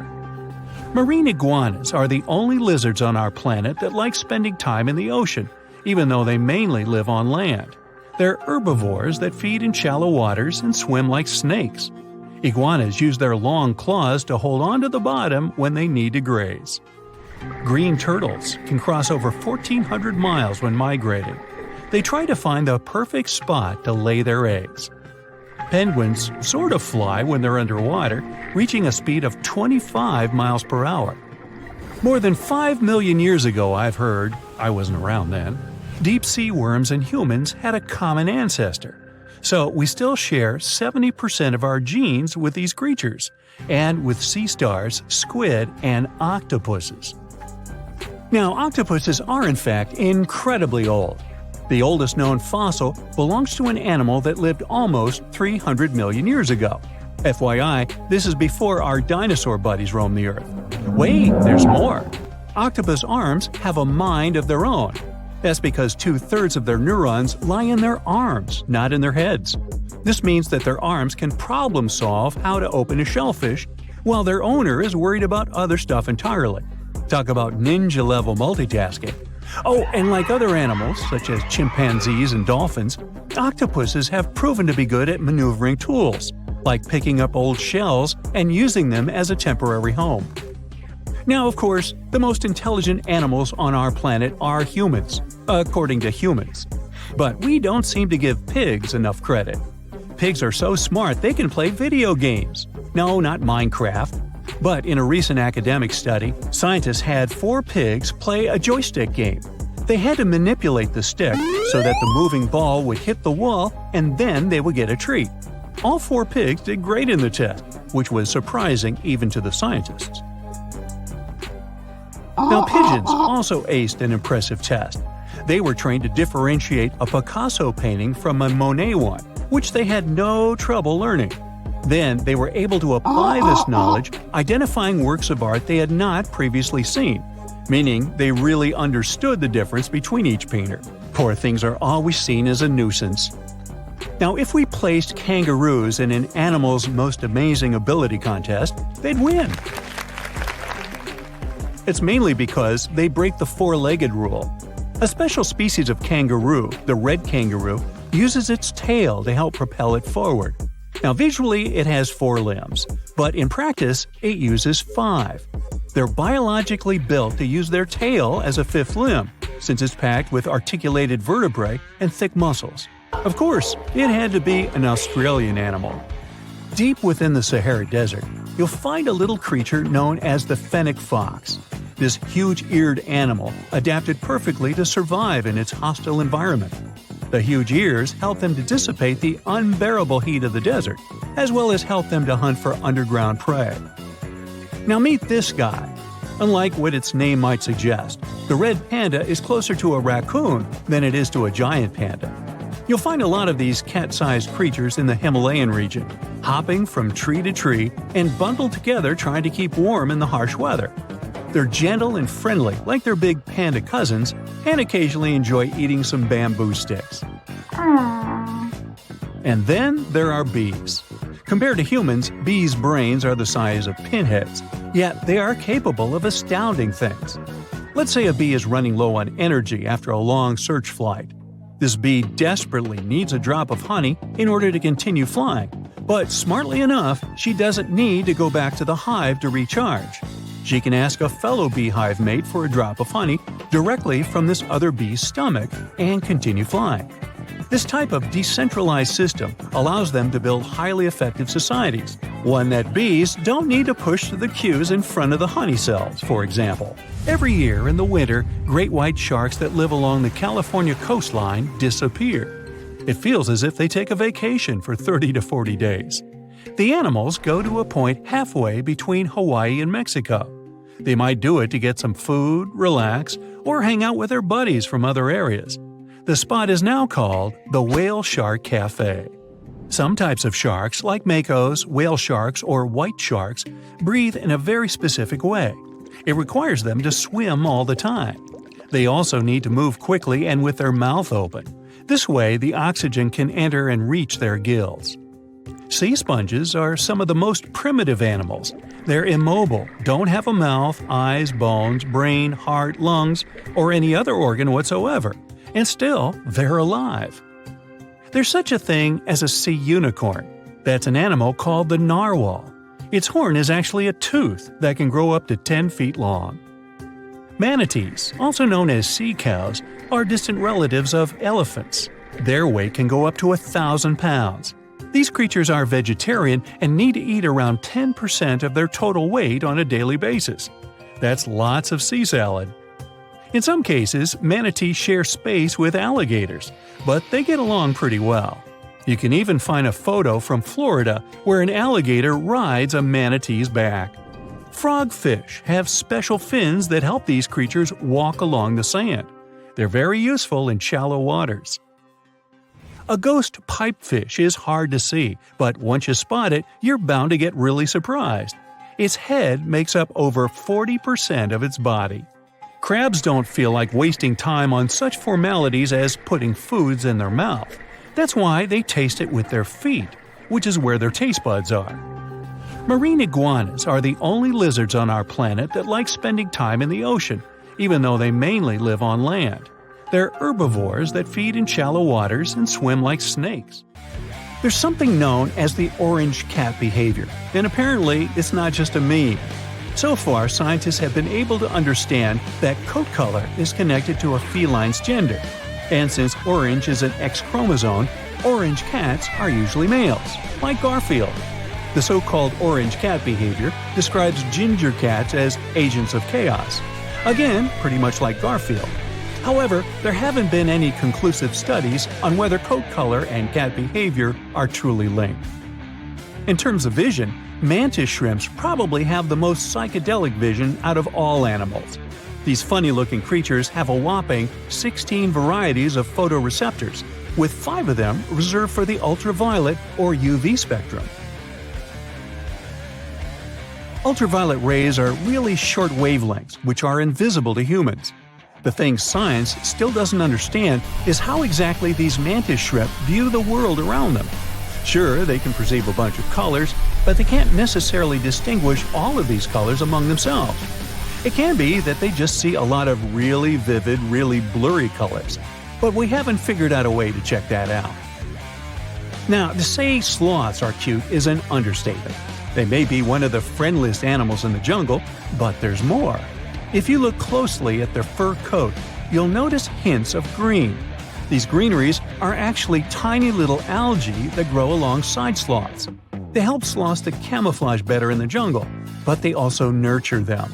The little cracks inside a sloth's fur create the perfect environment for algae reproduction, and scientists have found species of algae that don't exist anywhere else in the world. They do get by with a little help from their friends. Deep within the Sahara Desert, you'll find a little creature known as the fennec fox.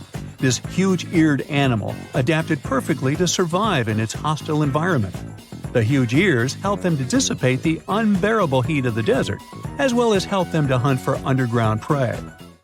Ever wonder why, despite all our advancements in technology and science, there's a vast expanse of our own planet that we barely know about? Believe it or not, over 80% of our oceans remain uncharted territory.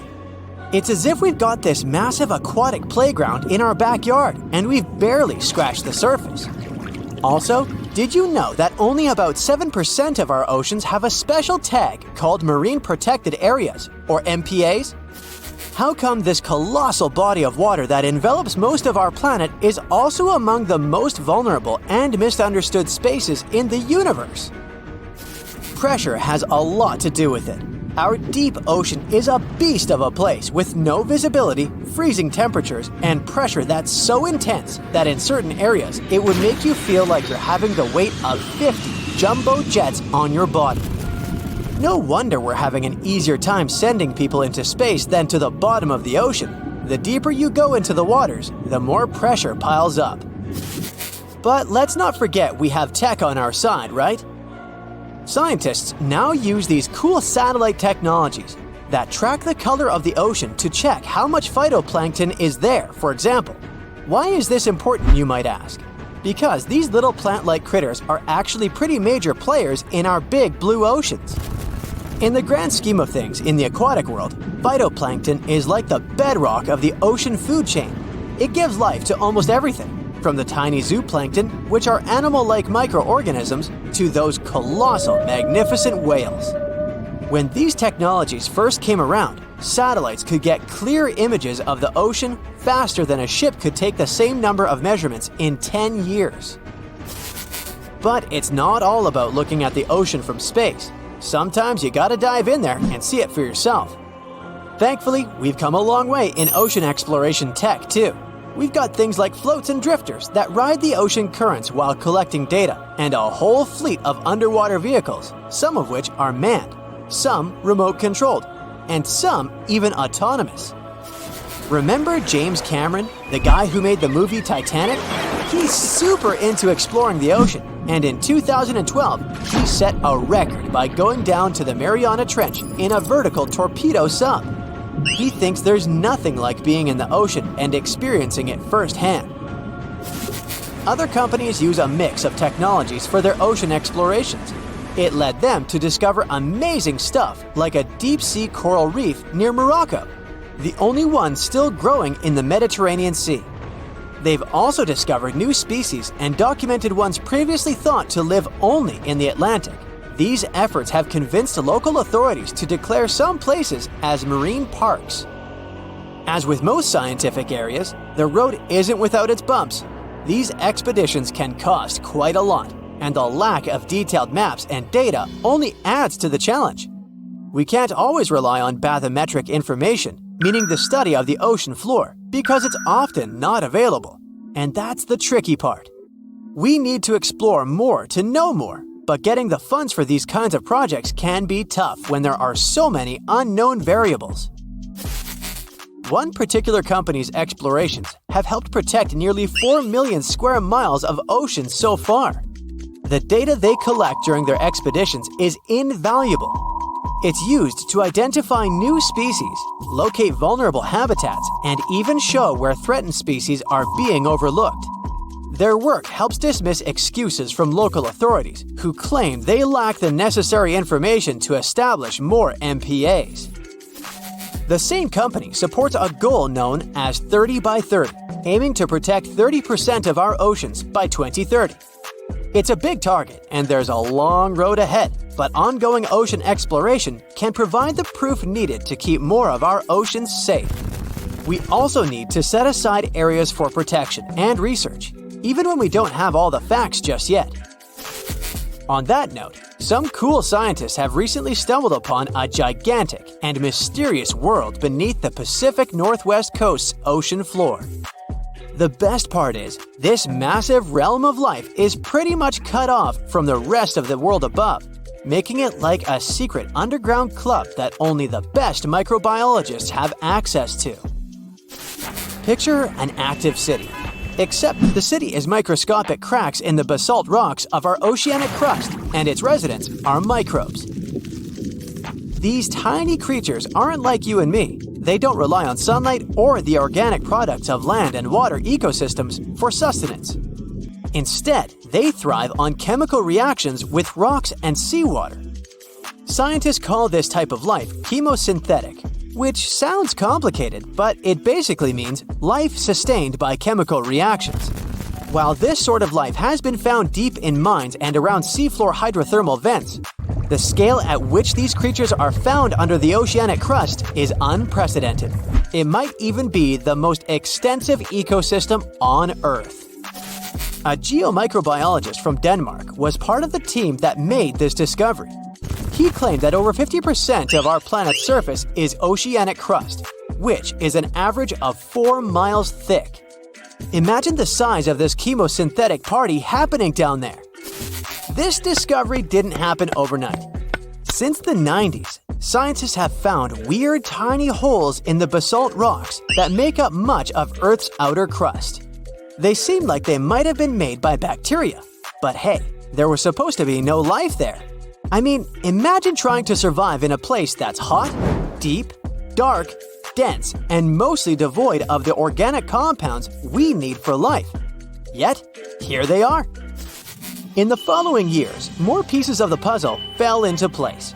Scientists found that the oceanic crusts had different conditions at the centers and edges.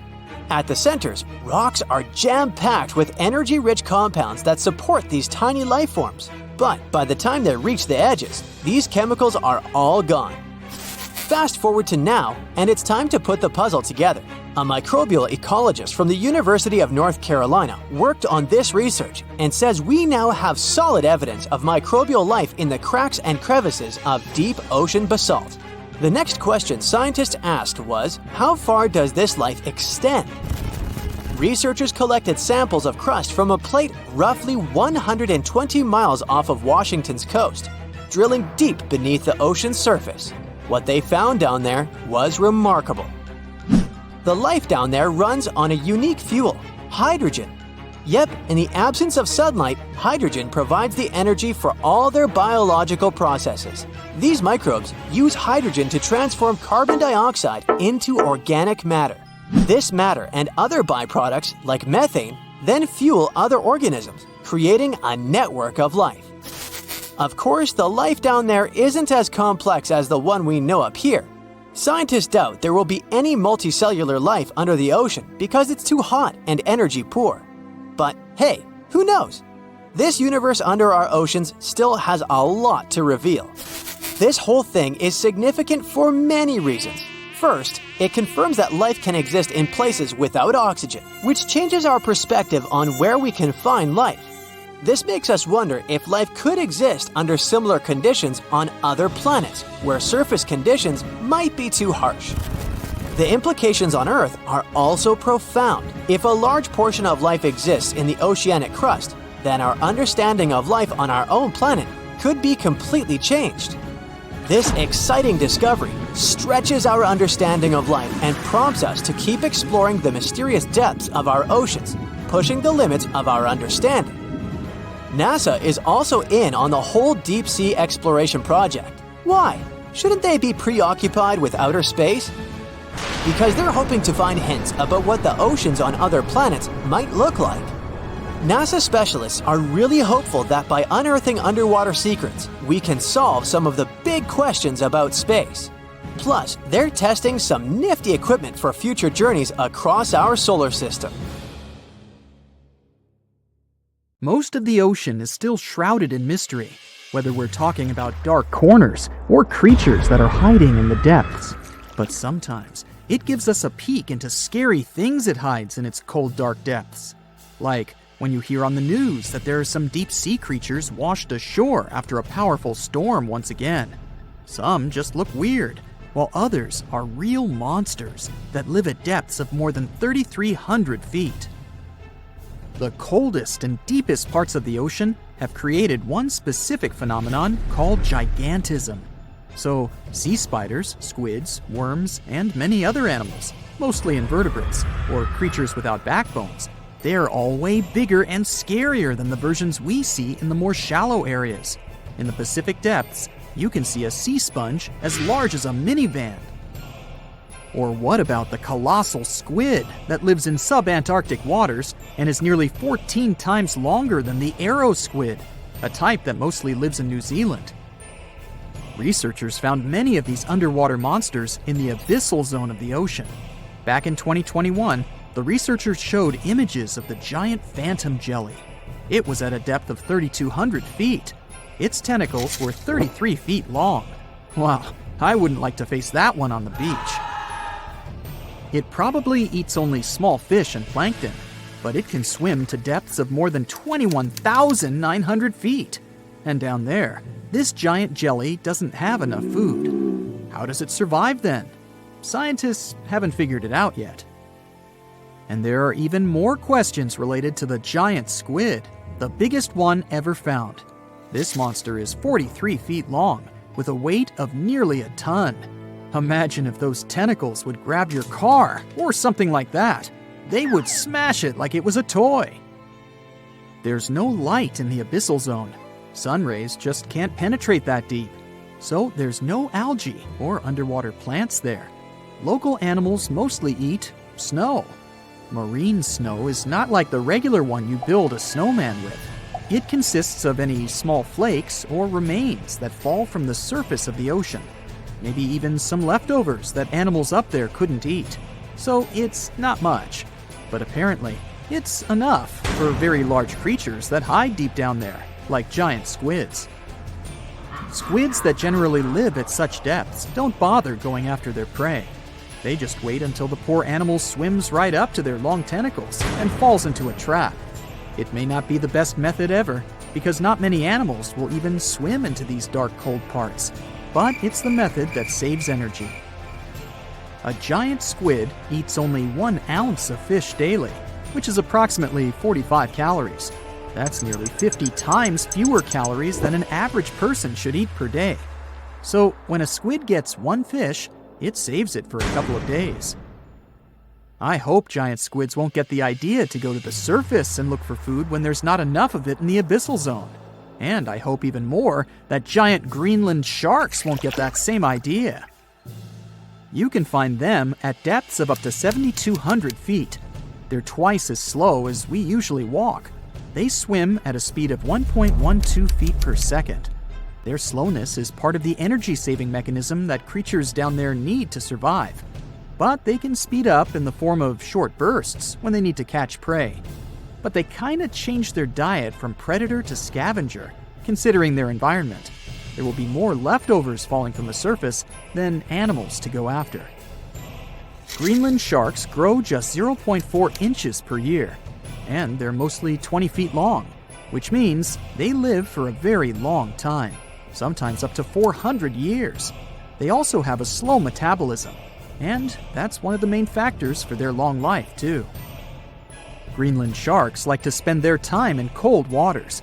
They're adapted to that, since their tissues have specific chemical compounds that prevent the forming of ice crystals all over their body. That means they have some sort of natural antifreeze. So what makes them so big? Scientists are still not sure, but some theories try to explain it. There's this thing called Kleiber's rule that says bigger animals tend to be more efficient. Just take a small fish and compare it to a whale with a mass hundreds of times bigger. The whale has a greater metabolism. It conserves energy more efficiently and loses less of it to the surroundings through heat. Moving on, bigger animals can ingest bigger prey.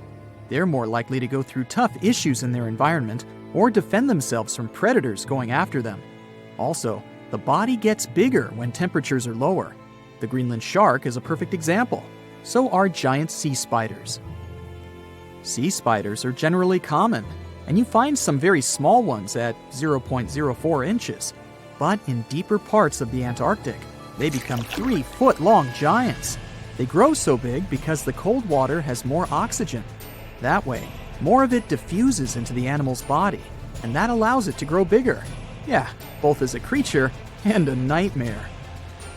And how about this giant tube worm? Researchers found it accidentally while they were exploring the mysteries of the Pacific Ocean floor. They stumbled upon unusual hydrothermal vents. Volcanic heat is a thing that gets them going. As water seeps down through faults or cracks in the rock, these vents change their direction. When the water gets out of the vent, it's rich in different minerals and chemicals. Most animals wouldn't survive being around this toxic soup of chemicals, but not these tube worms. They came as a true surprise, because not only are they not bothered by these toxic vents and the almost boiling temperature of the water, but they developed entire ecosystems there. They're unique because they don't need sunlight to survive. Instead, small bacteria are their main source of energy. That bacteria gets their energy directly from these toxic chemicals. So it's not photosynthesis, but a process called chemosynthesis. And these tube worms don't have mouths. These bacteria live inside them. Strange story, huh? Plus, these scary worms reach up to 8 feet. Giant isopods are no better either. They lurk at the depths of the ocean of 1,640 feet or more below, far away from the sunlight, looking like some monstrous wood lice. They spend most of their time on the seabed, hoping to find some food falling from higher levels of the ocean. Check out their small hooked claws at the ends of their legs. Isopods use them to remain more stable while moving around the ocean floor. Since there's no light, they have long antennae that help them feel their way around. These sensory antennas are about half the length of their body. Giant isopods have pretty big eyes compared to their body size too. They can grow over 12 inches from head to tail.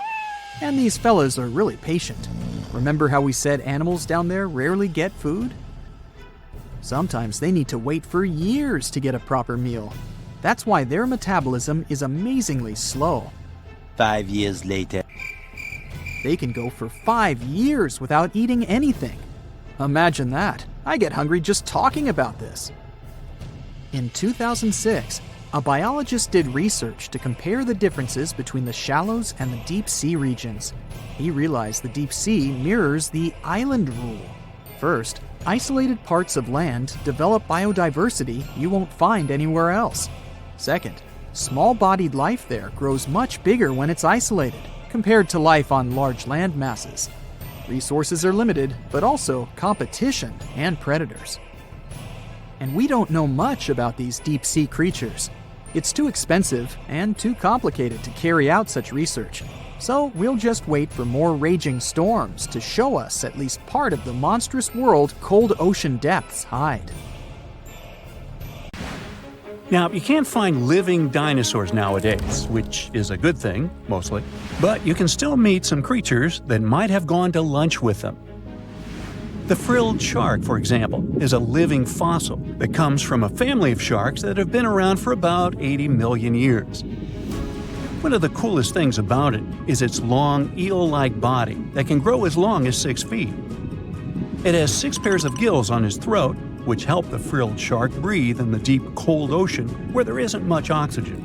The shark can move very quickly, like a snake, to catch its prey when it least expects it. Little frilled sharks take an exceptionally long time to grow, up to 3.5 years, which is one of the longest times for any animal with a backbone. The Chinese giant salamander is another living fossil that can tell you what was going on Earth around 170 million years ago.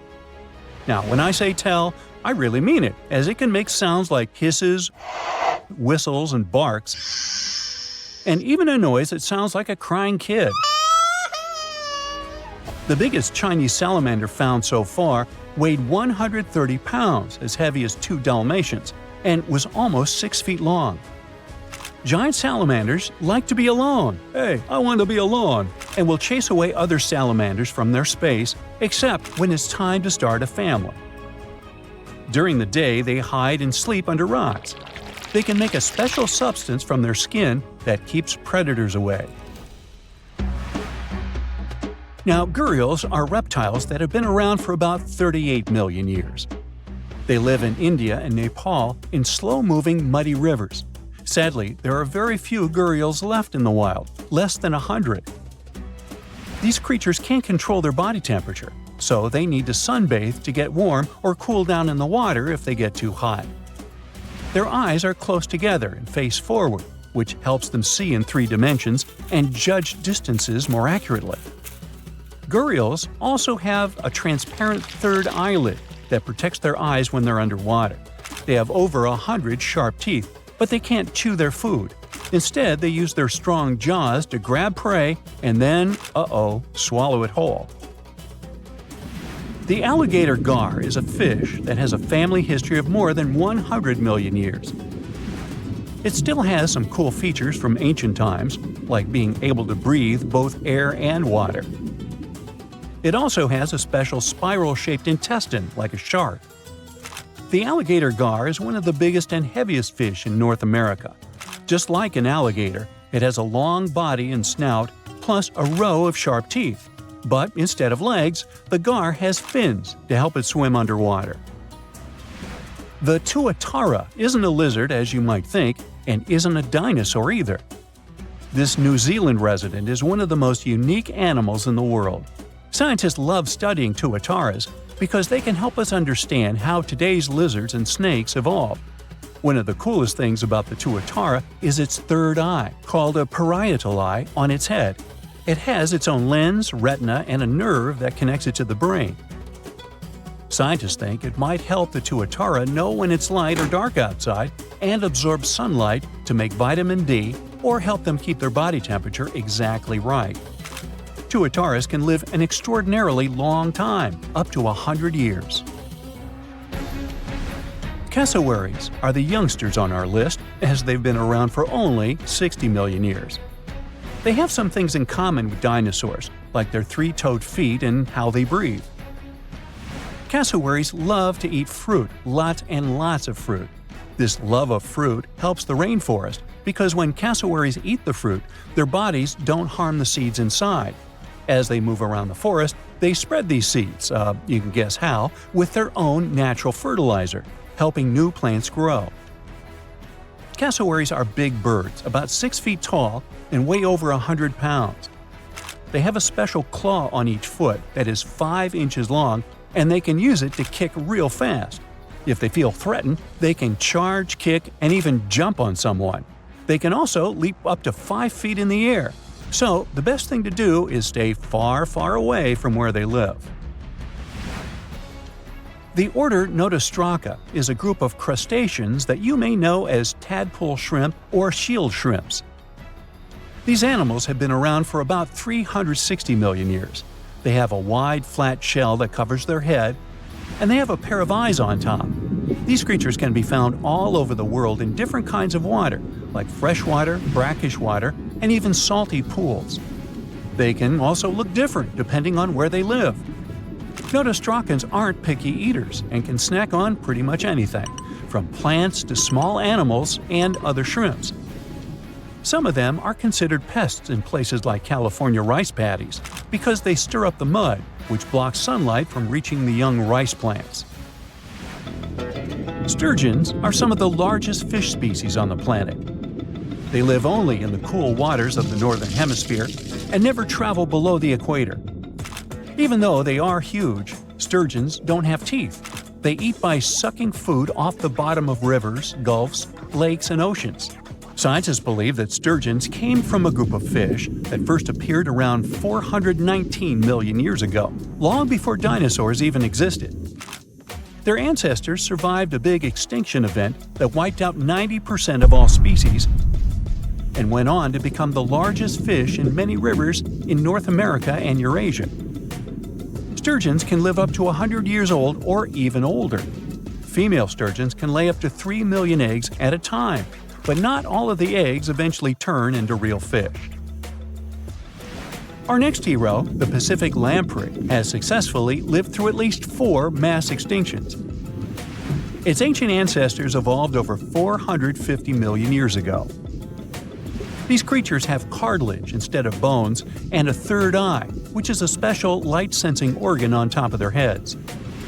Instead of a regular jaw, they have a mouth surrounded by teeth. They latch onto prey and sup up body fluids like real underwater vampires. And although he wasn't living underwater, the story goes that King Henry I of England might have lost his life because of a lamprey. The English monarch loved this fish so much that he defied doctors' orders to stop eating its flesh. He got sick every time he'd have it, but the lack of bones and the unusual taste made the royal fall in love with it. As a result, he got some scary symptoms from eating lamprey and eventually passed away. Can you say clueless? The elephant fish, also called the Australian ghost shark, has been on Earth for around 400 million years. Even though they're related to sharks, they aren't actually sharks. Instead of bones, their bodies are made entirely of cartilage. These fish have a special shiny tissue in their eyes that can make their eyes look like they change color from yellow to green. Elephant fish can be pretty tough and will fight back if they feel threatened. They like to be alone and usually don't hang out with other fish. Horseshoe crabs also deserve the title of survival champs, as they've been around even before dinosaurs, since 450 million years ago. 4 species are still roaming the ocean from Maine all the way to Mexico. Horseshoe crabs are more like spiders than ticks than they are like real crabs. They have 9 eyes, plus extra light sensors near their tails, so they can see really well. They breathe underwater using flap-like gills near their belly, and sometimes they use these gills to swim upside down. Every spring, when the tide is high, these creatures come up to the beach at night to mate and lay their eggs, and you can see hundreds of thousands of them. For years, scientists have been struggling to explain bizarre sounds, some repeating, some heard only once, that come from the dark depths of the ocean. From bewildering hums to worrying bloops, the water transmits outlandish acoustic phenomena. One of these mysterious noises got named the upsweep. For the first time, this long train of sounds was registered in 1991 in the Pacific Ocean. One of the most unusual things about this signal is that it keeps changing, as if trying to confuse researchers even more. Like some unearthly howl, it varies from high to low frequencies and then back again, and you can hear it better in the spring and fall than in the winter and summer. Why the upsweep? It's simple. The sound travels from the bottom of the ocean towards its surface, as if sweeping up. Scientists do have a theory explaining this phenomenon: the activity of undersea volcanoes. Hot lava pouring into ice-cold ocean water could theoretically create such noises, but there's no proof found yet. Plus, the sound has been declining since 1991, even though it can still be detected. The bloop is the name given to an ultra-low frequency and incredibly powerful underwater sound that was recorded in 1997 by the U.S. National Oceanic and Atmospheric Administration. The bloop continued for approximately 1 minute. having started from a low rumble, it gradually rose in frequency. It also kinda mimicked the noise created by marine animals, but its volume was so great that no living creature known to science could have made it. When the bloop occurred, underwater microphones managed to record it from a distance of 3,000 miles away. Rumor has it that the noise might have something to do with the fictional half-octopus monster Cthulhu, or some other colossal deep-water creature. But if you don't believe in monsters, science has another explanation: iceberg fracturing. The thing is that icequakes recorded in the Scotia Sea resemble the mysterious bloop a bit too much for it to be a coincidence. The whistle resembles this annoying sound when a kettle of boiling water is telling you it's time to make a cup of tea. But even though it may not be as blood-curdling as some other bizarre ocean sounds, it doesn't make it any less mysterious. Plus, the whistle is very elusive. In 1997, only one underwater microphone was able to pick it up, and therefore, researchers didn't manage to pinpoint the source of the noise. The most likely cause of the sound is an eruption of one of the submarine volcanoes. Have you ever heard of Julia? No, not your neighbor. I'm talking about this otherworldly sound. Listen to it. It was recorded in 1999 by the U.S. National Oceanic and Atmospheric Administration. The source of the sound was most likely a large iceberg that ran aground somewhere in Antarctica. The sound was so loud that it was heard over a huge territory, and its duration was about 2 minutes and 43 seconds. Slow down. That's the name given to a sound recorded in 1997 in the equatorial Pacific Ocean.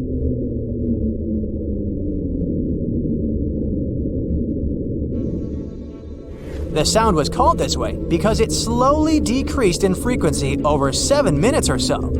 It's been picked out a few more times since it was recorded for the first time. The source of the sound isn't very mysterious. Most likely, it was produced by a massive iceberg that became grounded in Antarctica, or it was caused by moving ice. By that, I mean the friction produced by a large ice sheet moving over land. The loneliest whale sound is often called the 52 Hz whale because the animal that creates it calls at a unique for these creatures frequency. When you listen to this sound, it sounds like a low bass note. At the same time, it's much higher than the normal frequency of the whale call, which rings between 10 and 40 Hz. Interestingly, scientists have been listening to the world's loneliest whale for decades, but haven't managed to figure out its precise location. Nobody knows whether the mammal is male or female, what species it is, or if the animal is still alive. After all, for the last time, its call was recorded in 2004. Earth-shaking booming sounds have been reverberating off some parts of North Carolina for more than 150 years. Called Seneca guns, they're most often heard near the coast. The sounds are so powerful that they often rattle window panes and sometimes vibrate entire buildings. They can last from 1 to almost 10 seconds. Even though scientists haven't cracked this mystery yet, there are some theories. They range from earthquakes to severe distant storms and quarry blasts. But even though the ground trembles every time the phenomenon occurs, no seismic activity coincides with these events. So far, scientists have come to the conclusion that the mysterious sounds happen in the atmosphere, not on or under the surface of our planet. If this theory is true, bolides might be the answer. These extremely bright meteors often explode once they enter Earth's atmosphere. Or Seneca guns might be born in the ocean. Sometimes, when enormous waves collide far away from the shore, you can hear it, even if you're nowhere near the coast. Seneca guns are a type of skyquakes. You don't need to travel to a particular part of the world to hear one of those. Mysterious sonic booms ramble from the sky everywhere, from the US to India and Japan. Just like Seneca guns, this sound phenomenon occurs mostly near the coast or a big body of water. Rattling glassware and windows in the nearby houses, skyquakes could be connected with ultra-fast airplanes breaking the sound barrier. But people started hearing the first skyquakes in 1824. The theories trying to explain this phenomenon include sand dunes shifting, meteors entering the atmosphere, distant volcanoes erupting, Earth's crust cracking during earthquakes, and even gas bursting out of underground vents in the sea or lake bottom.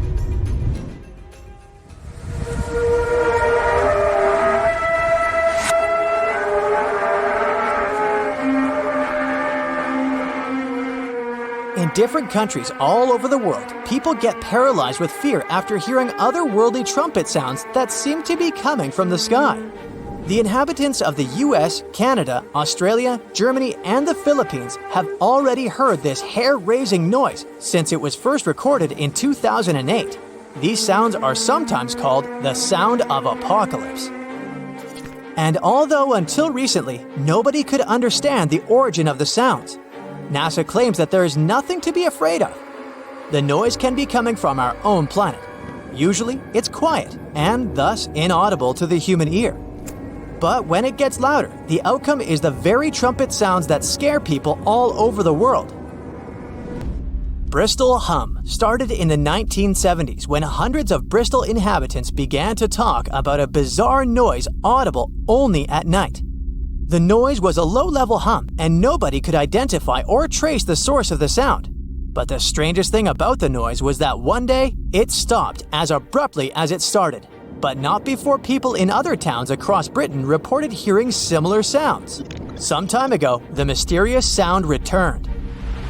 In 2015, a group of French scientists claimed that they had solved the mystery of the Bristol hum. They stated that the culprit was ocean waves that made the ocean floor vibrate. But while it was all good and well, it didn't explain why the sound was around for only several years or why it chose to return. If you ever come to the town of Taos in New Mexico, don't let another strange and unexplained phenomenon send you running for the hills.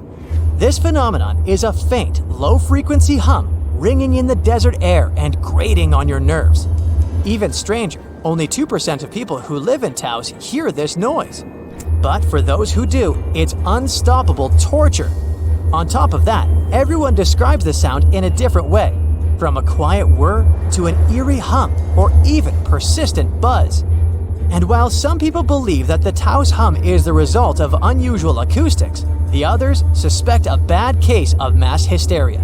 No one has located the origin of the hum yet.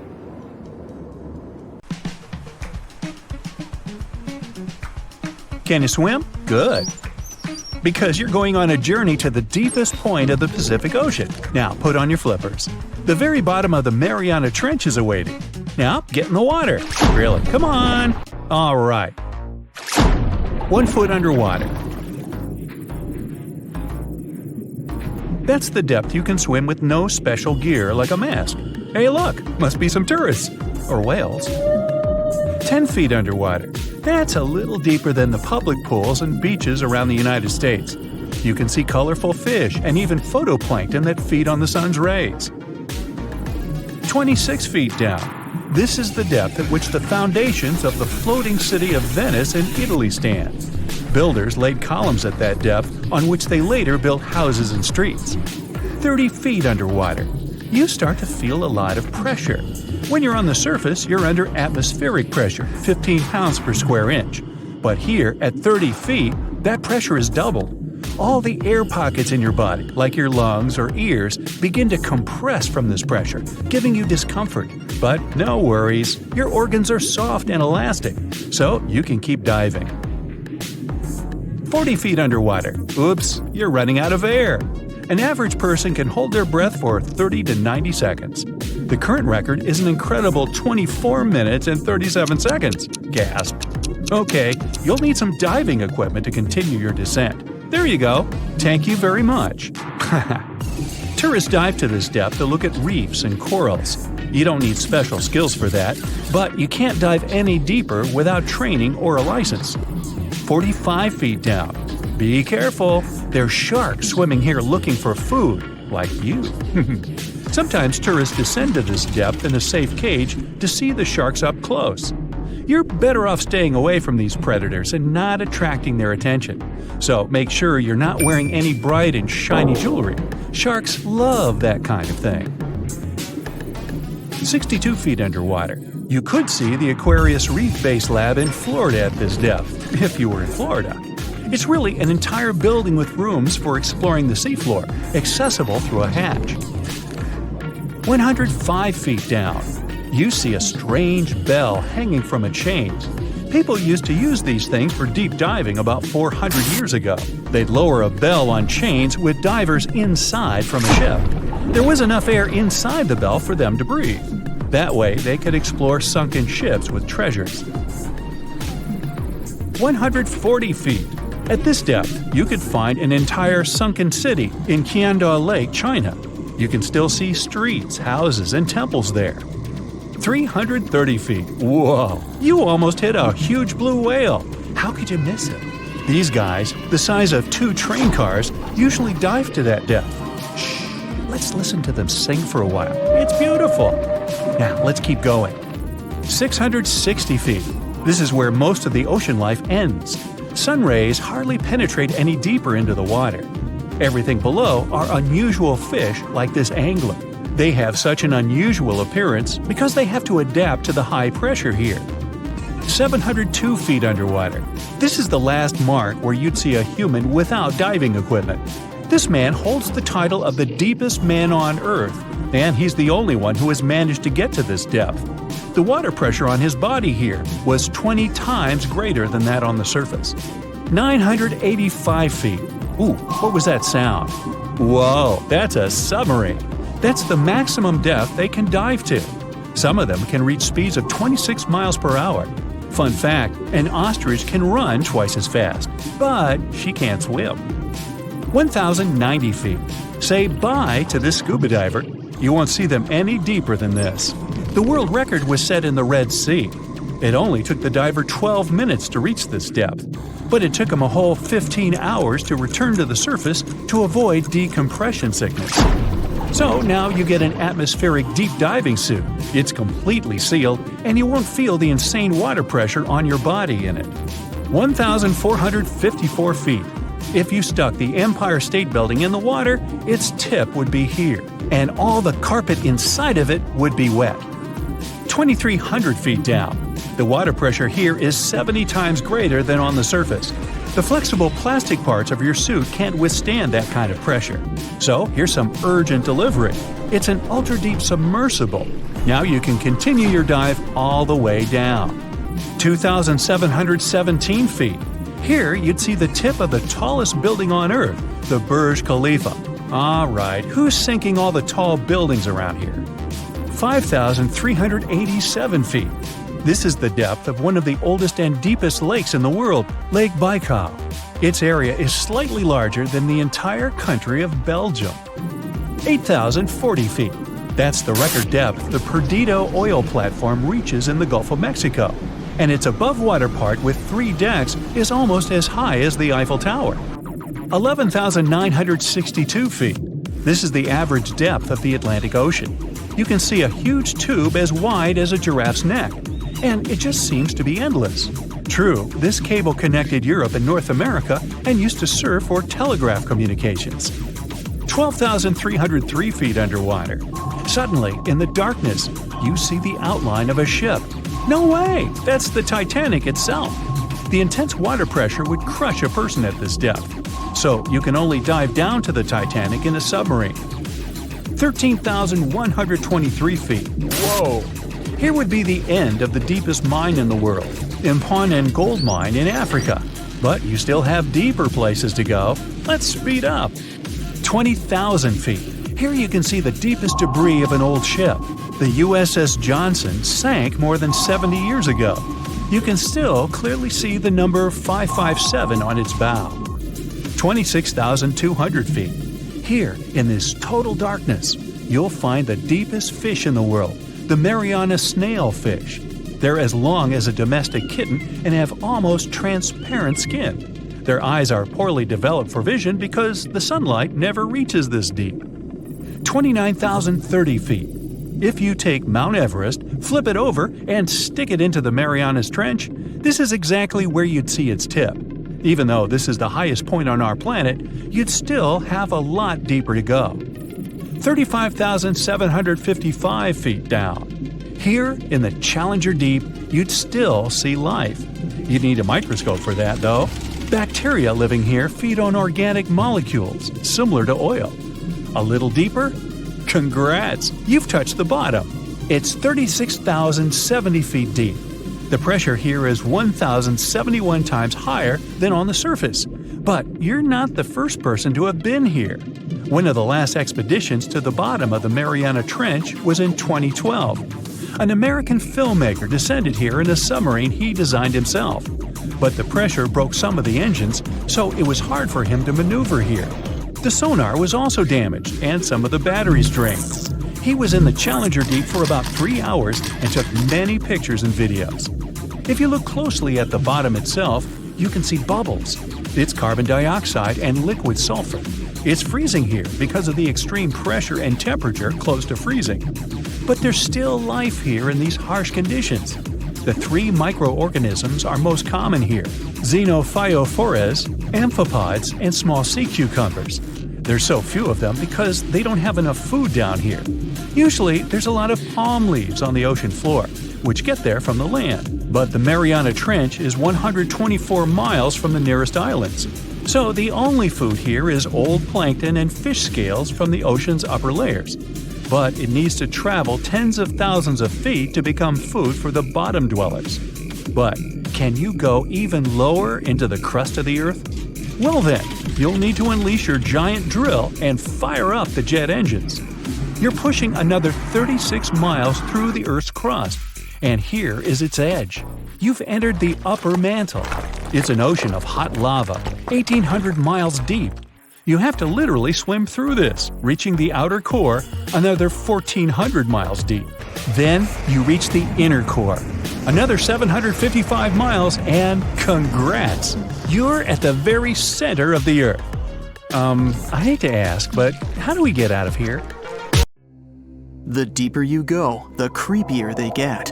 You're about to travel to the darkest ocean depths and check whether this claim is true.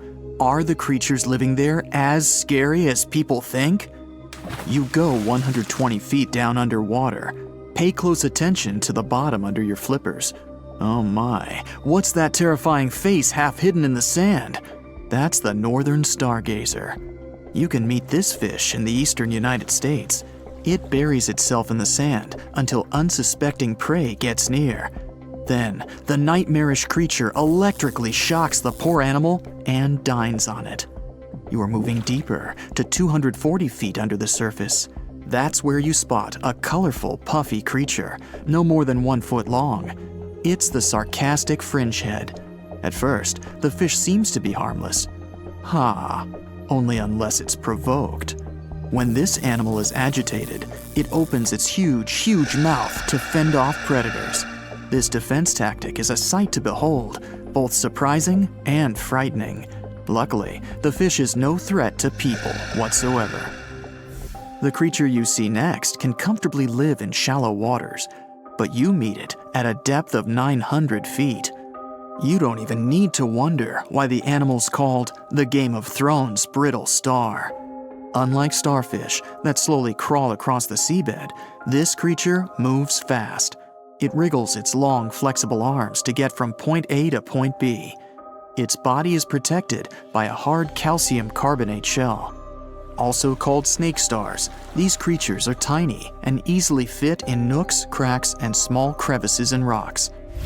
At a much greater depth of 2,000 feet, you come across the giant squid. For a long time, it was thought to be a creature from legends rather than a real animal.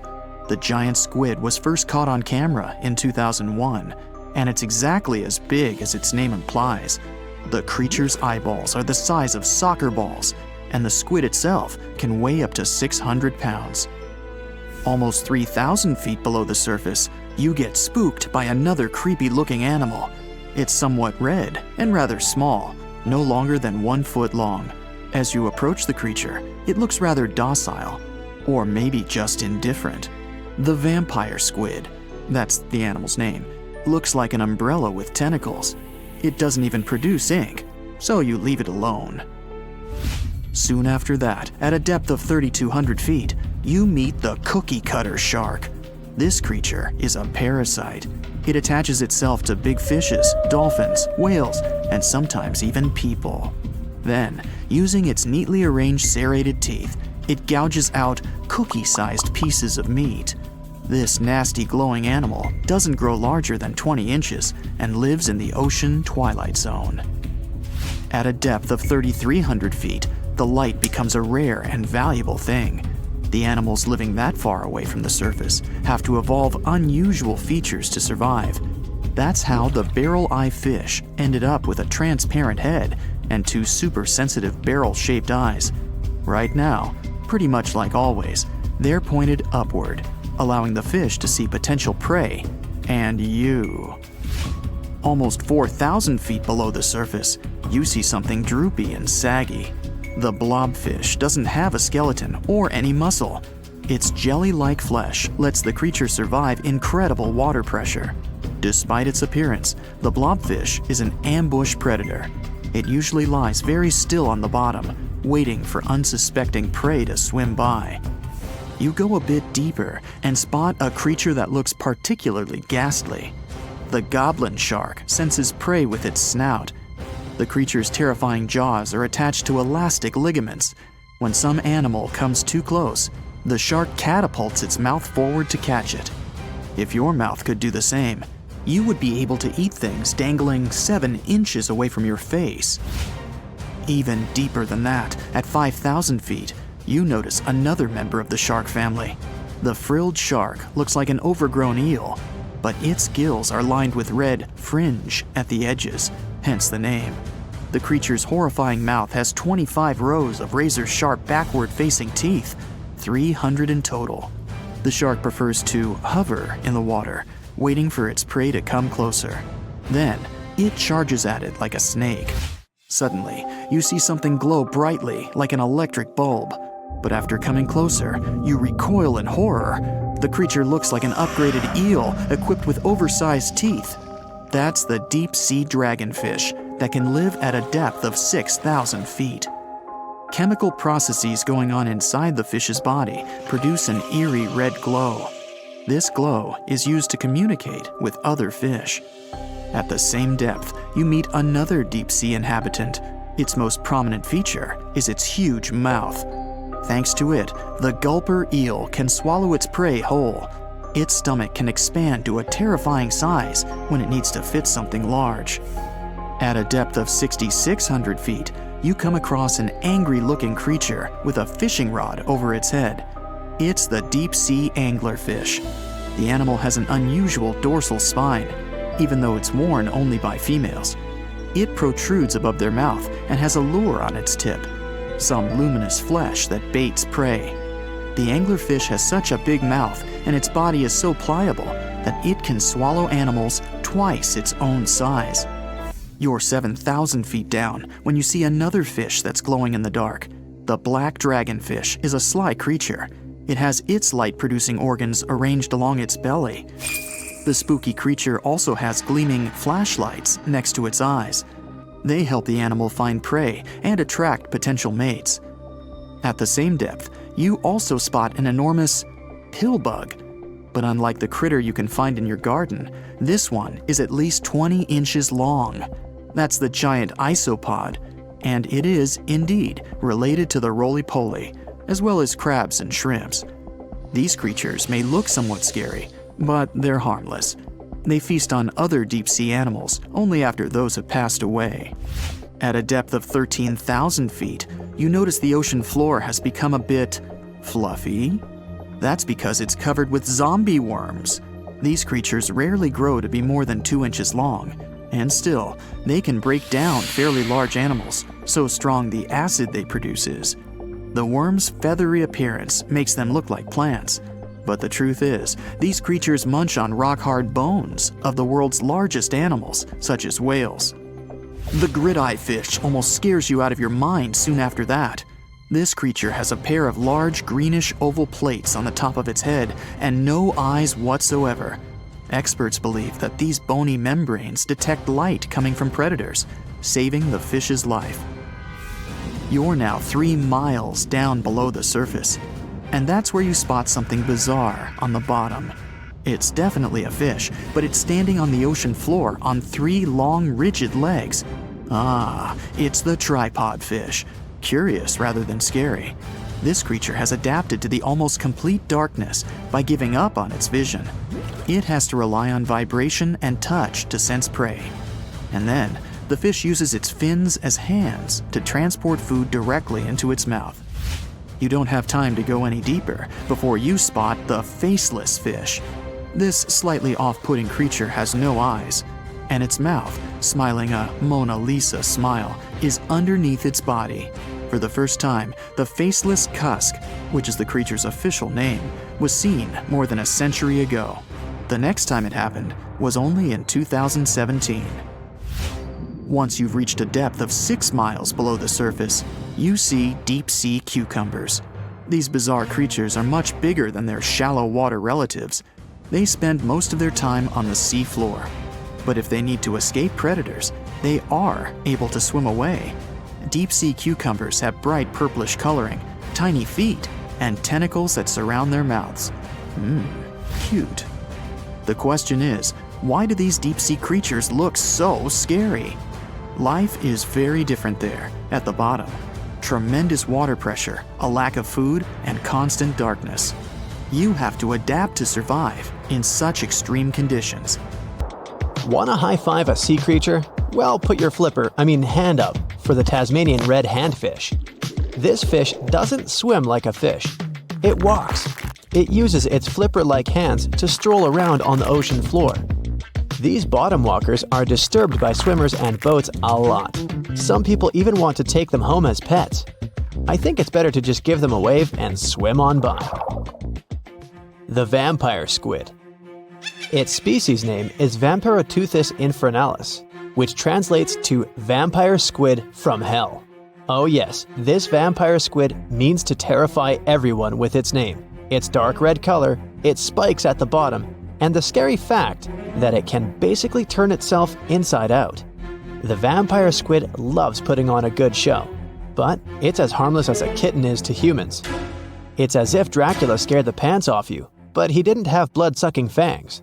The vampire squid feeds on food particles from plants and animal matter floating near the ocean's surface. Since they're not predators, they need good defensive strategies, and their vampiric look is designed to ward off large creatures who want to eat them. Turning themselves inside out is a defensive mechanism since the spiky areas in the inner skin are more intimidating. They also shoot out a substance that does not have color, but is packed with bioluminescent particles to distract predators. The vaquita. Going out on a boat off the coast of Mexico sounds like the perfect vacation. The sun, the blue water, the most endangered sea creature. Wait, what? The vaquita isn't dangerous, but don't expect it to stick around to say hello or sign any autographs.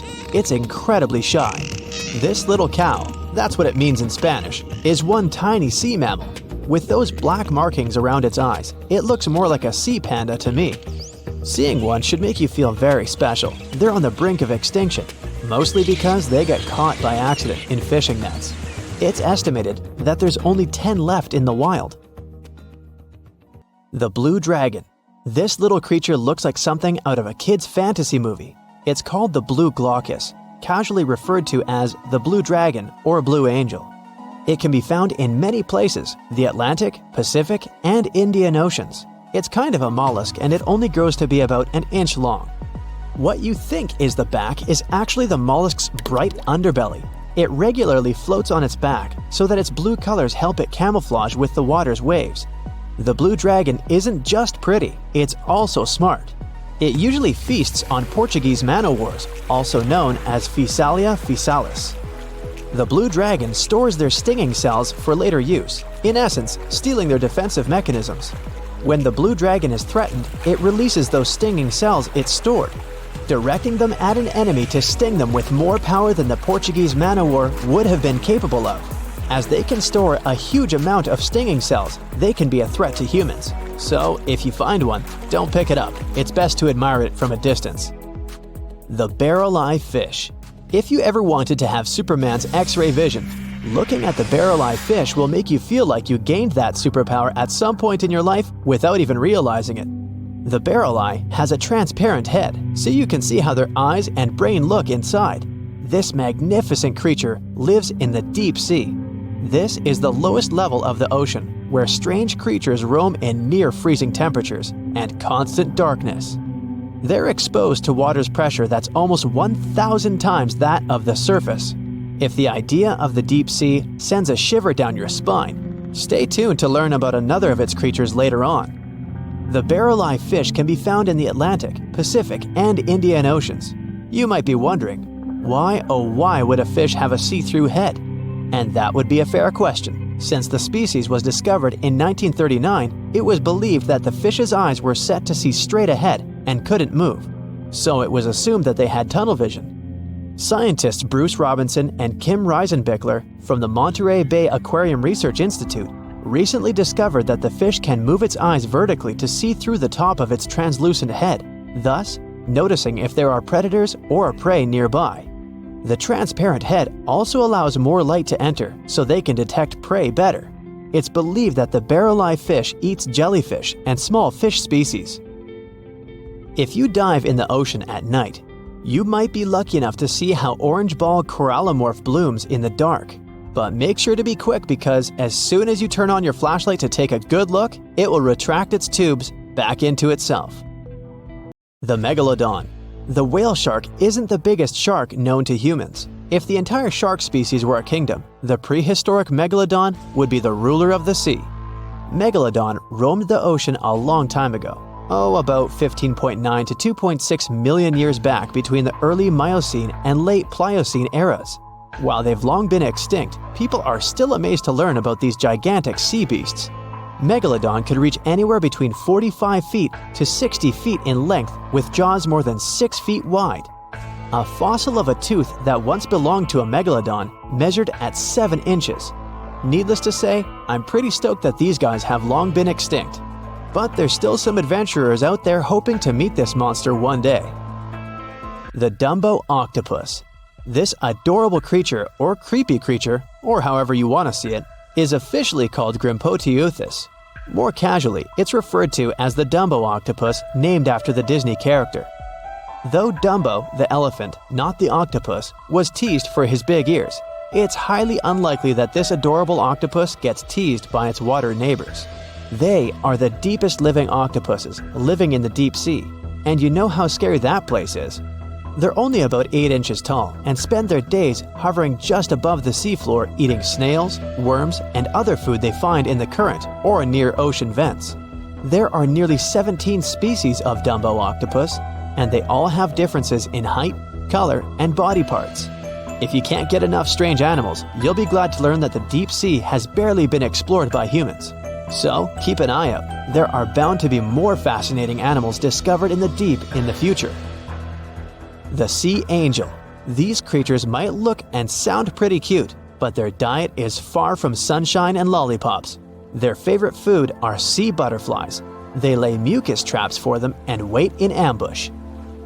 The squat anemone shrimp. This shrimp is tiny, only 0.5 inches. It's also known as a dancer shrimp because of its peculiar behavior. When agitated, it raises its bottom above its head and does a little dance. Divers also say it readily jumps on their hands and cleans them. The coconut crab.